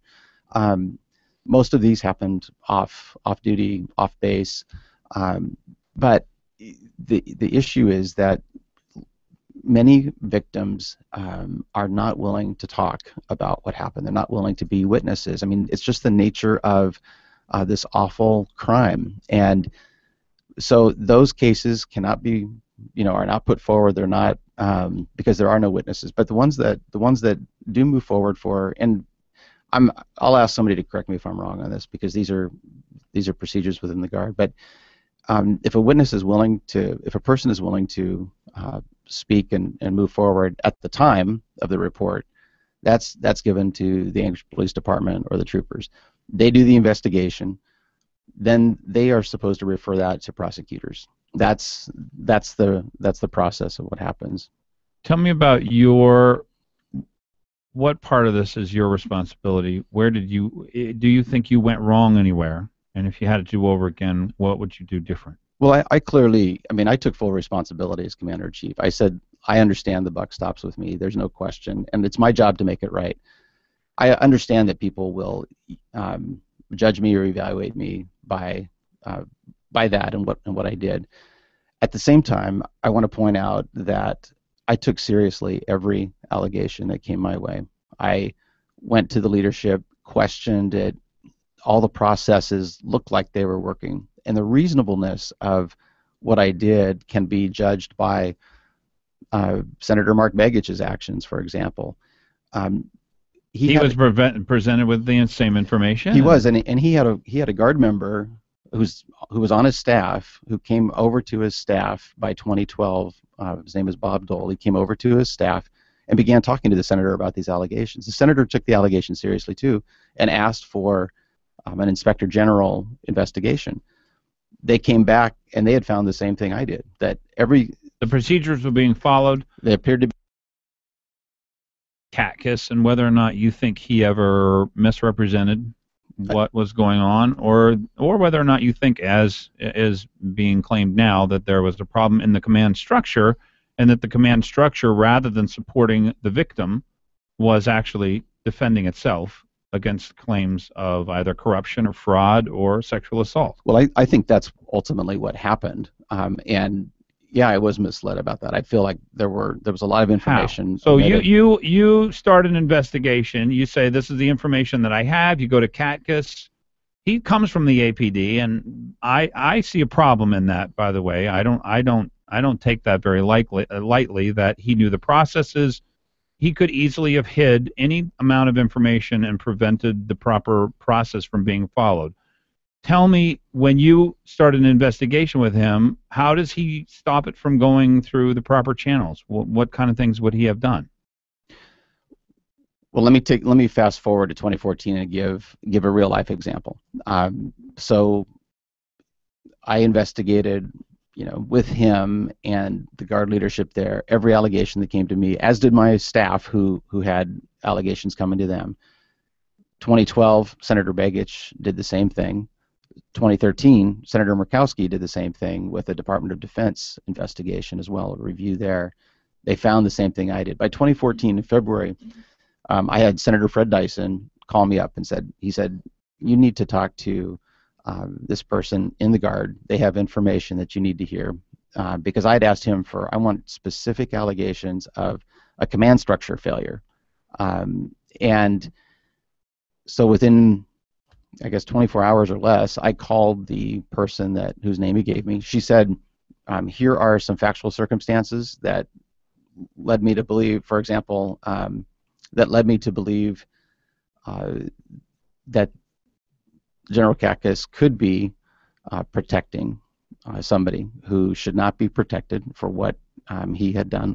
And again, there were allegations at this point, but because I had those specific allegations about him, I reached back to the National Guard Bureau and said, we cannot have the command structure investigating itself at this point. I need an outside look. I need an independent look. That's when the National Guard Bureau did their really complete and professional assessment. So that was the final straw for you. It was. And why did it take Fred Dyson's office and Fred Dyson being the one to I mean, after 4 years, wouldn't you think that it would come clear sooner than that? Well, I did not have the facts personally that I got in February. So you were trusting General Katkus? Correct. Well, I was trusting General Katkus in that, and the reasonableness of that, and it turns out it was misplaced, but the reasonableness of that is evidenced by Senator Begich's follow-up, Senator Murkowski's follow-up. But when I got the specific facts in February about him potentially protecting somebody, that's when I asked for that outside look. And is that the case that's now in Department of Law being prosecuted? No, I mean is that person being prosecuted? That's a sexual assault. What he told us off air, talking about one of the times when an actual sexual assault case was forwarded on to the Department of Law. It was.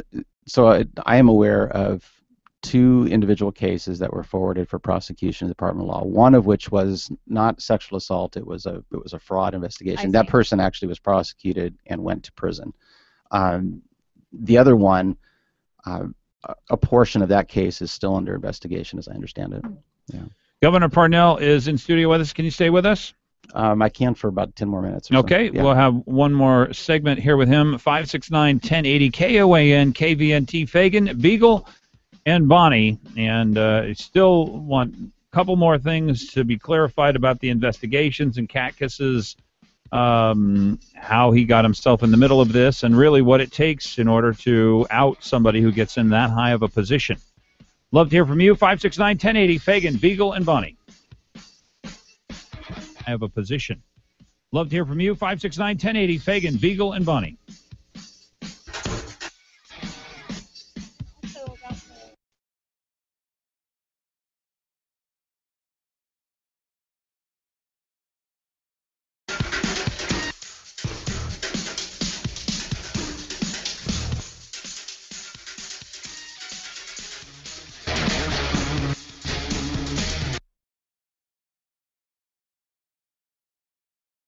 Don't just sit there. Give them a call. 569-1080. Join the conversation.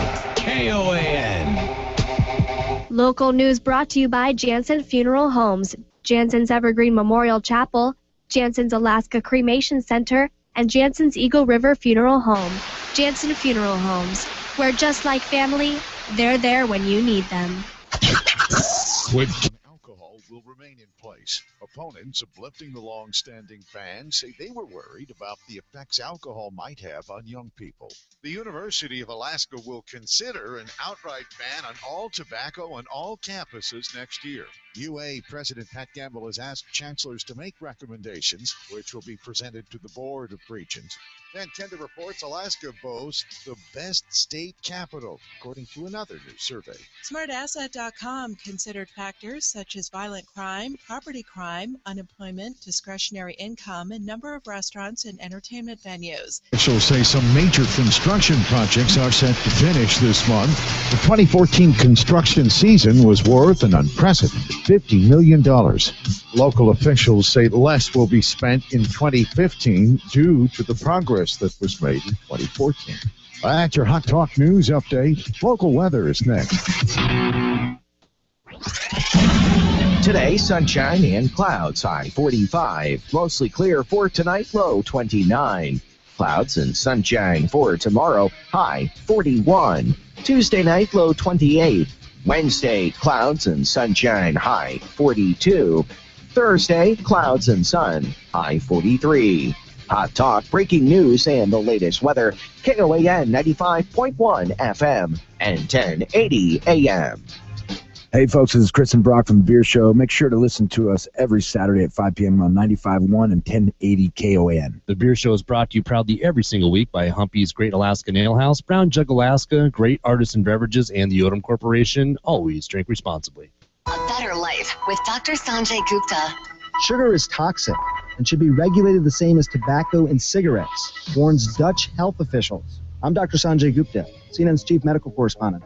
There have been many studies on this, examining what sugar does to our body, and most of it's not good. That's why Dutch health officials are now joining a growing group of experts around the world who are simply urging people to cut back. You know, Americans consume about 130 pounds of sugar every year per person.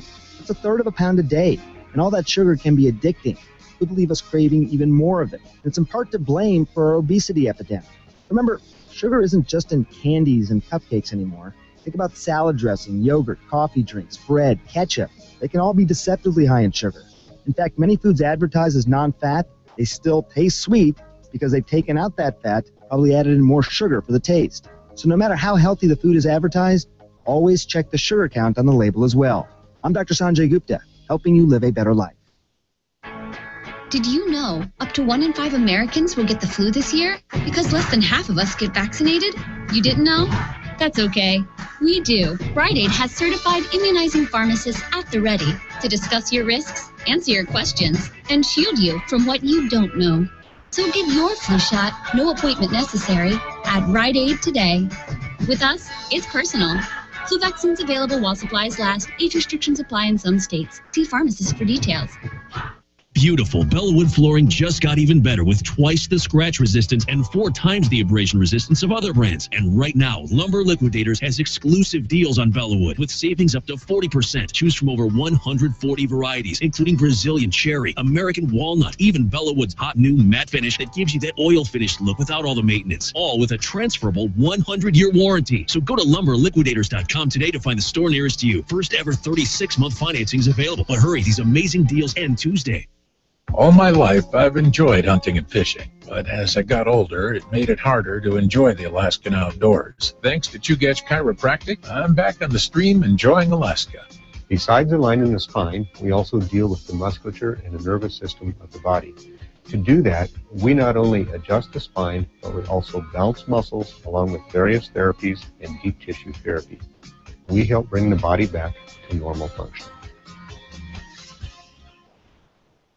Glen Biegel, you have beautiful teeth. Why, thank you, Dan Fagan. That's because my family and I have gone to Dr. Dan Kiley for years. I get scared at the dentist. Dr. Kiley knows people like you are afraid, so he creates a relaxed atmosphere at his office. People actually like going to the dentist for Dr. Kiley. I know it's important to have good dental health. And you look better with good teeth. And Dr. Kiley offers cosmetic dentistry along with general care. Visit Dr. Dan Kiley at lakeotisdental.com. Call him at 562-9209. Why is A&A The Shop Alaska's independent Subaru specialist? How is it they've been voted the best shop in Anchorage not once but 6 times? Well, it's pretty simple. They offer the best warranty in the business. If they work on your Subaru, you're going to get a 3-year, 36,000-mile warranty on both parts and labor. That's unheard of. A&A The Shop deals exclusively with Subarus, and they also offer $35 oil changes. All their technicians are ASE certified. Call A&A The Shop for an appointment. 562-3919 in Anchorage and 696-2096 in Eagle River. You're on with Fagan and Biegel in the morning. Give him a call, 569-1080.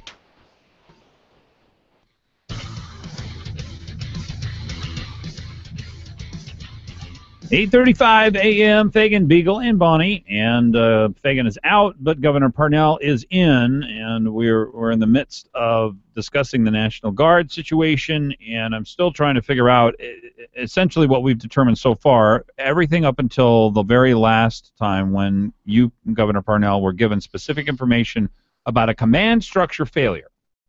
Everything up to that point was routed through the very same command structure who gave themselves, oh, no, there's no problem here, and it turns out there was a big problem. It had been there for probably many, many years, but finally now the problem seems to be getting cleaned up. Kathy called last week, and she called again today and said, you know, you, for doing something which no other governor had done, you were a hero of hers. Is that legitimate for people to feel that way, or should people hold you accountable for something that happened in 2010, didn't get cleaned up until 2014? So as I look at my career and my life work, this is an issue. Sexual assault, domestic violence is an issue that I have worked passionately on and I feel very strongly about. From the 90s, when I went on my first ride-alongs with Anchorage police officers, and I saw the women and children huddled in a closet as we went to help them, as the officer went to help them. In 1996, I was the legislator that sponsored the Domestic Violence Prevention Act. The Choose Respect initiative this year, the last 5 years, that's grown to 173 communities. My life work in public service has been devoted to this issue.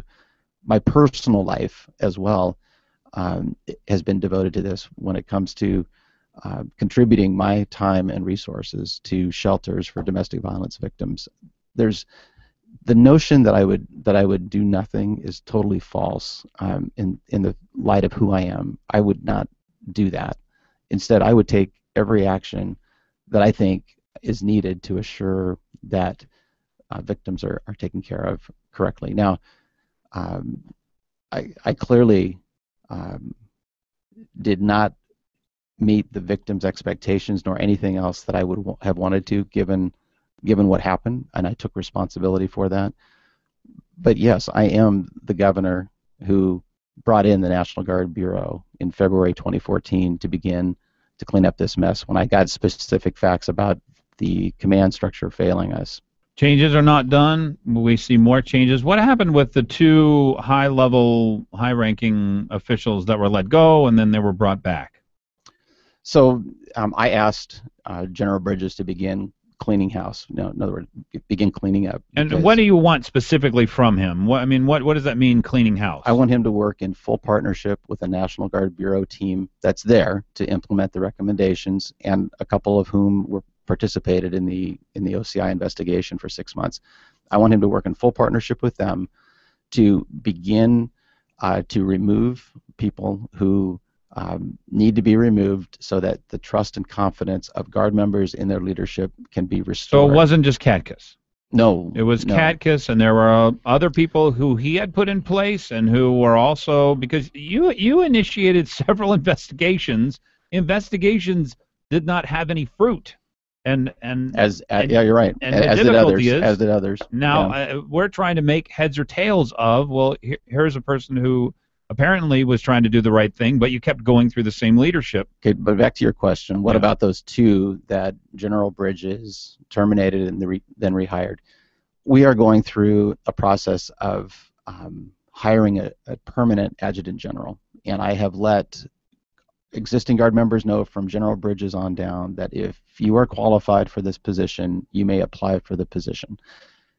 Two of the individuals that General Bridges let go had applied or were going to apply for that adjutant general position, and I didn't believe it was appropriate for the general to be firing two people who were applying for his job. Now, did you do that with information about what the allegations for them were done, or no? I actually saw more allegations in the newspaper, but again, about one of the individuals. But again, many of those. This was just on principle, not based on. No, because those are the ones that I saw. Many of them were unsubstantiated, and so the bottom line is everything that's done by the Guard leadership has to be done with transparency and with credibility. And when you are firing two people who have applied for your job or are going to apply for your job, that just opens up the specter of criticism in the process. So that doesn't mean that doesn't mean that it won't ultimately end up that way, but in this case, I felt it more important to have a transparent, legitimate process for our new adjutant general. Now, we have received almost 20 applications for that job. We've brought in, I've asked the Arizona adjutant general who led their Guard out of some turmoil. I've asked him to sit on the vetting team with my office, which because the person that I select or will be selected is the person who will serve on the cabinet, and I wanted an outside set of eyes to look at that. So they're going to be interviewing people, I believe, beginning the week of October 21st, and we're going to be on the road to getting a permanent adjutant general. We're in with Governor Sean Parnell. We just have a few minutes left, and Bonnie, you wanted to ask him a question about marriage. Our marriage amendment to our Constitution has been thrown out. This just happened this weekend, and now there's word that the state is going to appeal that. Yes. Where is that going? Where do you expect that to go? And I think it's a tough road at this point, but when you've got a constitutional provision being held invalid, you don't just rely on a lower court to tell you that. You fight it all the way as far and as high as you can go. So those who would claim that we should just give it up because it's going to be gone anyway don't understand my job as governor to protect the Constitution and uphold the Constitution. So that's where we're headed. We're gonna get that certainty of a final ruling. Well, they're saying the validity is in the 14th Amendment. The pro-gay marriage side is saying that. But and again, this is a lower court decision, a district court decision that followed that rationale. I think a constitutional provision for it to be invalidated deserves a final judgment or final review by the highest court you can get to. Okay. We're looking at a lot lower oil prices.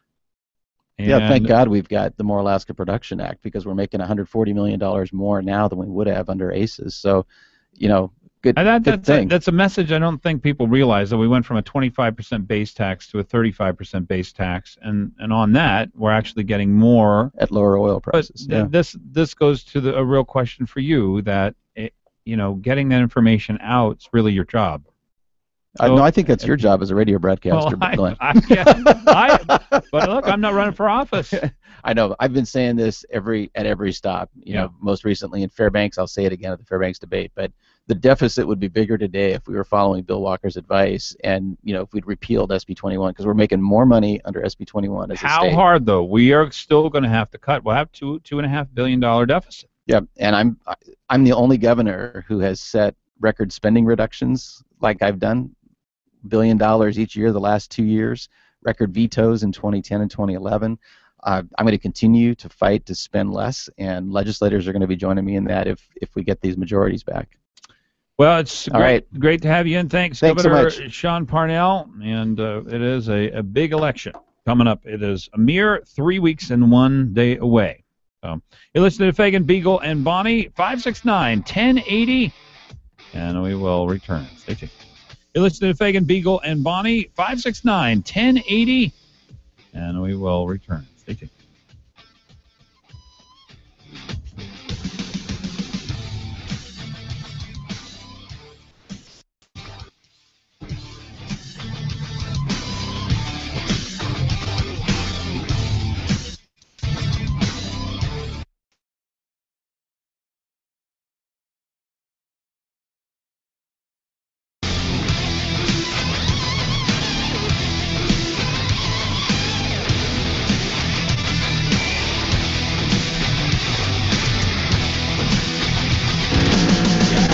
You're on with Fagan and Biegel. Give them a call, 569-1080, KOAN. There is in every true woman's heart a spark of heavenly fire, which lies dormant in the broad daylight of prosperity, but which kindles up and beams and blazes in the dark hour of adversity. The 2014 Alaska Women's Summit, the University of Alaska, Anchorage College of Health, U.S. Senator Lisa Murkowski and State Senator Liesl McGuire are calling on Alaska's brightest women to come together to work on finding answers to the toughest questions facing Alaskan women and families. Join us for 2 days, October 16th and 17th, focusing on building communities of change, self-advocacy, and removing the glass ceiling. Learn how empowerment and mentorship are vital tools in fostering successful young women. Presented by GCI, also sponsored by SaltCheck, ConocoPhillips, and BP. Register online today, AlaskaWomenSummit.com. The 2014 Alaska Women's Summit. Come and spark your fire. There's more terrible news coming out of the Parnell administration. We know that Parnell stalled an investigation about sexual abuse in the Alaska National Guard for 4 years. Parnell stalled, and women suffered because of it. Now he's firing and rehiring generals all within a 24-hour period. Public information requests are being denied. Parnell may be commander-in-chief of the Alaska Guard, but his political needs are derailing the chain of command. It's the troubling pattern of the Parnell administration. Powerful interests receive attention, but ordinary Alaskans are not getting the attention they deserve. The more we learn about Parnell's inaction, the more troubling it becomes. It's time for a change. Paid for by Alaskans for Walker Malott. This notice to voters is required by Alaska law. We certify that this ad is not authorized, paid for, or approved by the candidate. Top 3 contributors are Alaska AFL-CIO, Barney Gottstein, and Robin Brennan. Hot Talk KOAN, man. You're on with Fagan and Biegel. 1080KOAN.com.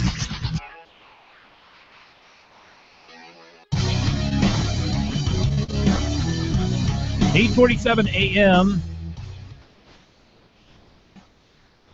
Yeah, actually, it turns out it was Lewandowski that clued the governor in. That article that just came out in the paper, that was more information than he had when he made the decision that he had to throw this to federal hands.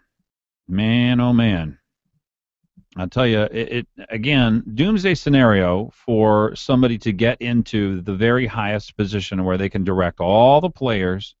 They set the tone, they set the culture, and can punish people if they break whatever protocol that they've set up. When you have somebody like that who's devious, knows how to play the game, boy, I tell you, what a mess. It is an absolute mess. Well, I'm more and more encouraged every time I hear Parnell talk about it, Governor Parnell, that he did act in a very reasonable manner, that if he had specifics and could have done more, that he would have done more. And I'm thankful that, in reality, finally, we got Fred Dyson to give enough specific information about a command structure failure that now we're starting to clean up the Guard. I don't know. It's and maybe the question people need to ask now, they're still going to ask the question, was this done quickly enough? It's never done quickly enough. But it was done in the middle of what we knew was going to be a political season. And he knew that. To me, he gets credit for that. Right. And should. But is he the right governor to continue the cleanup, or is Walker the right governor to continue the cleanup? To me, that's the question. I haven't heard Walker say anything about the National Guard issue. I haven't heard him say anything either. I know that Sean Parnell, this is one of his big issues, and so I get the sense that he really is taking the bull by the horns, and he's going to do a very, very good house cleaning. Well, and it's one of those things where you think, oh, I would have done this or I would have done that. Just like when, Bush was president and Obama said, well, I would have done this or that, and then he came in and did exactly what Bush did. So, it's one of those things where you just can't know until you've been in that situation. Yeah. Well, I know that there's some difficult times ahead for the state. We're going to have to make a list of priorities in between the time of now and when we get a gas line. Not that the gas line is going to be that big of a difference, but it will provide some relief to the state budget. But I do think Alaskans are going to have to learn to live with less, which to me will be good because I think it'll clue us in that we've got to have jobs up here, which means we need to fight the feds more. I have heard, and I'm working on trying to figure out how to verify what the Democrats were promised to give up the governor slot. Because there's something. That's something, yeah. There's got to be something to that. What were the Democrats promised? Nobody gives something for nothing. Yeah. Well, and essentially, Walker at that point, he differed with them on fish issues. He differed with them on the life issue, on the marriage issue. He differs with them supposedly on state spending and how much the state should spend. Mm-hmm. I want to know what they were promised. And I need to know that. And when Walker comes in, that's one of the things which I think people have the duty to try and figure out. And really, if we had good reporters, somebody could win a Pulitzer or whatever the state equivalent to that is, if they got the inside information on here's exactly who was there, here's what they were promised. Then they'd out their guy. They'd out their own. I suppose. And they don't want to do that. AO37, which you should vote yes on, is coming up on the ballot this time, and the other side is complaining that there's copycat signs going on. Good. Yeah, the yes on one, keep AO37. Good.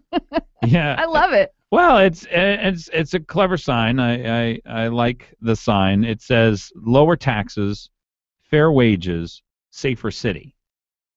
And well, and they're trying to say the no side is trying to say, well, the yes side's just trying to confuse people. Well, I'm sorry, but it's a confusing issue to begin with. It's a confusing question on the ballot. And if people are confused by signs, then they don't need to be voting. They need to find out what the true facts are. They need to make their own decisions and not just go by how many signs there are out there. Yeah. Well, here's the one thing people need to know. The no on one side, the unions, are special interests. They have a dog in the fight. All they want is a bigger paycheck and a longer contract. More bennies. Right? Mm-hmm. And the one thing which I think is really pushing them is a lot of these people, they make $200,000 a year because they control the scheduling, which is one of the things Begich gave them. Right. Nobody would get $200,000 worth of work through overtime. All you would do is just hire more police because you can hire them at far lower wages. Because the people who are getting $200,000, they're already the highest paid cops on the force. Then they get to arrange scheduling, so they're the ones that get overtime. So not only are they start out being the highest paid cops on the force, their overtime is the highest paid pay on the force. And they're trying to say they won't get quality people if they don't offer a quality amount. But, I mean, we saw a graphic that a friend sent, and it was very interesting to see. Oh, we have very high pay. High quality. Here's how I know all that this is false. I was in with the Wirch administration and when he was going through his election process.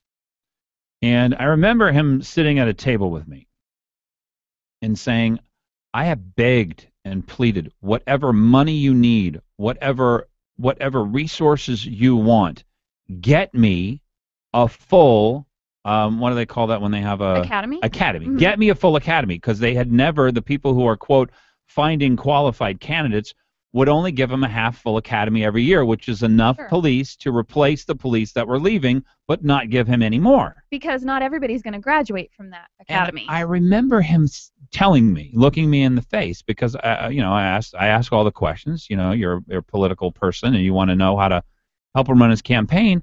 He said, I offered them anything they wanted. Whatever money. I would get the money. If it was an issue of money, if it was an issue of resources, tell me what you need to give me a full academy. They only gave him half full academies. Actually, the year before he left office, they didn't give him any. Then they gave him a half full academy. As soon as Begich got in there, he got a full academy. Wow. Miracle. Okay. This is why these people are false. When I said that the police chief or whatever had lied when he said that they couldn't retain people, we have one of the highest paid police forces in the country, and they could not get people, I know that's not true because I saw it happen during Wirtz and Begich, myself personally, and I know it to be a fact. Thousands apply. Thousands apply every time. Now, are there better people to have and worser people? Mm-hmm. You know, when you're talking about 28 out of thousands, you're going to find enough qualified people. Don't tell me that you can't find qualified people. I happen to know one of the people was turned down, went over to the state troopers. He's a family member of mine. He would have absolutely qualified for that job. Mm-hmm. So all of the things that they're saying here are not true. But I want to walk people through this yes on one because it's very important. The first case to be made, lower taxes. When you give 5-year guaranteed contracts, Begich got, I think, $150,000 from his union buddies. He gave out $120 million over 5 years in increased wages. That is an 800-to-1 return on their investment. Wow.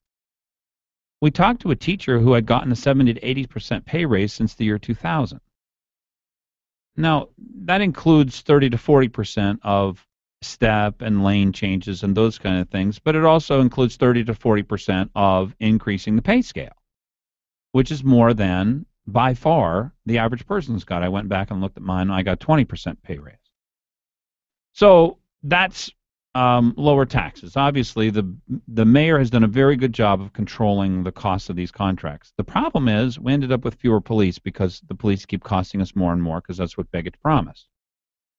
Fair wages. The average person in government now gets paid far above the average person in society. You say, well, is that fair? Shouldn't we pay our police more? Yeah. Can you ever pay a policeman enough? No. No, when is enough enough? That's what So my question has been all along. And the answer to how much should they be paid, what the market will bear. There's two measurements of this. What gives us enough police so that we can be safe? Because police are in the equation of a safe city. And what does it take in order to hire the best police to be on our force? Does it take $150,000 a year in pay and benefits with a guaranteed retirement? No. Do we pay anybody in our military that high? No. Is it reasonable? No, it's not. So there is a reasonableness factor, and I realize, we have our military which stands between us and chaos, between us and the barbarians that are across the world. We have our blue line that stands between us and chaos, us and the barbarians who live amongst us. So it's very important that people realize you have to pay people like that well. You have to find the most qualified people. You don't have to pay $150,000 a year and then a guaranteed lifetime retirement. Mm-hmm. You don't. That is not reasonable, and it can't continue. And plus, when you have people that are that much higher paid than everybody else, I don't think they act like normal people. And whenever a policeman stops me or people tell me stories of them being stopped, I just get the sense that this is somebody who doesn't act like, think like, or treat other people like I would treat someone. Anyway, and the last one, a safer city, the statistic is this. You can either hire 140 police at $100,000 a year or 100 police at $140,000 a year. Which do you think creates a safer city? There is a meeting sponsored by United for Liberty this Friday at the Lusac Library at 6:30 p.m. All right, 6:30 p.m., and that's going to be a raucous meeting. If you want to go and get in the midst of this and learn a lot about this issue, that's going to be a great one. You have been listening to Fagan, Biegel, and Bonnie, 8:58 a.m. Have a wonderful Monday. I am hoping that Dan will be back tomorrow. If he's not, then Bonnie and I will carry on. Stay tuned.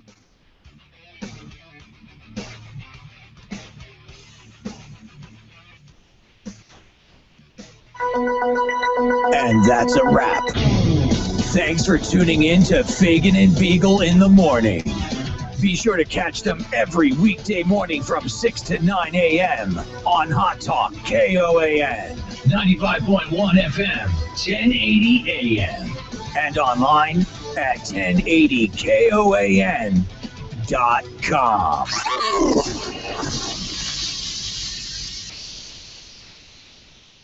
This is Dr. Ellenberg. Are you tired of taking medications? Do your medications create more side effects than solutions? Do you want more than 15 minutes with your doctor? If you answer yes to those questions, you should consider calling the Ellenberg Center for Natural Medicine. At our center, we take the time to listen and focus on finding the cause of your health problems. Whether you have a cold, high blood pressure, diabetes, or cancer, we can help. Call the Ellenberg Center for Natural Medicine at 563-2366 or visit us online at drellenberg.com. We can help.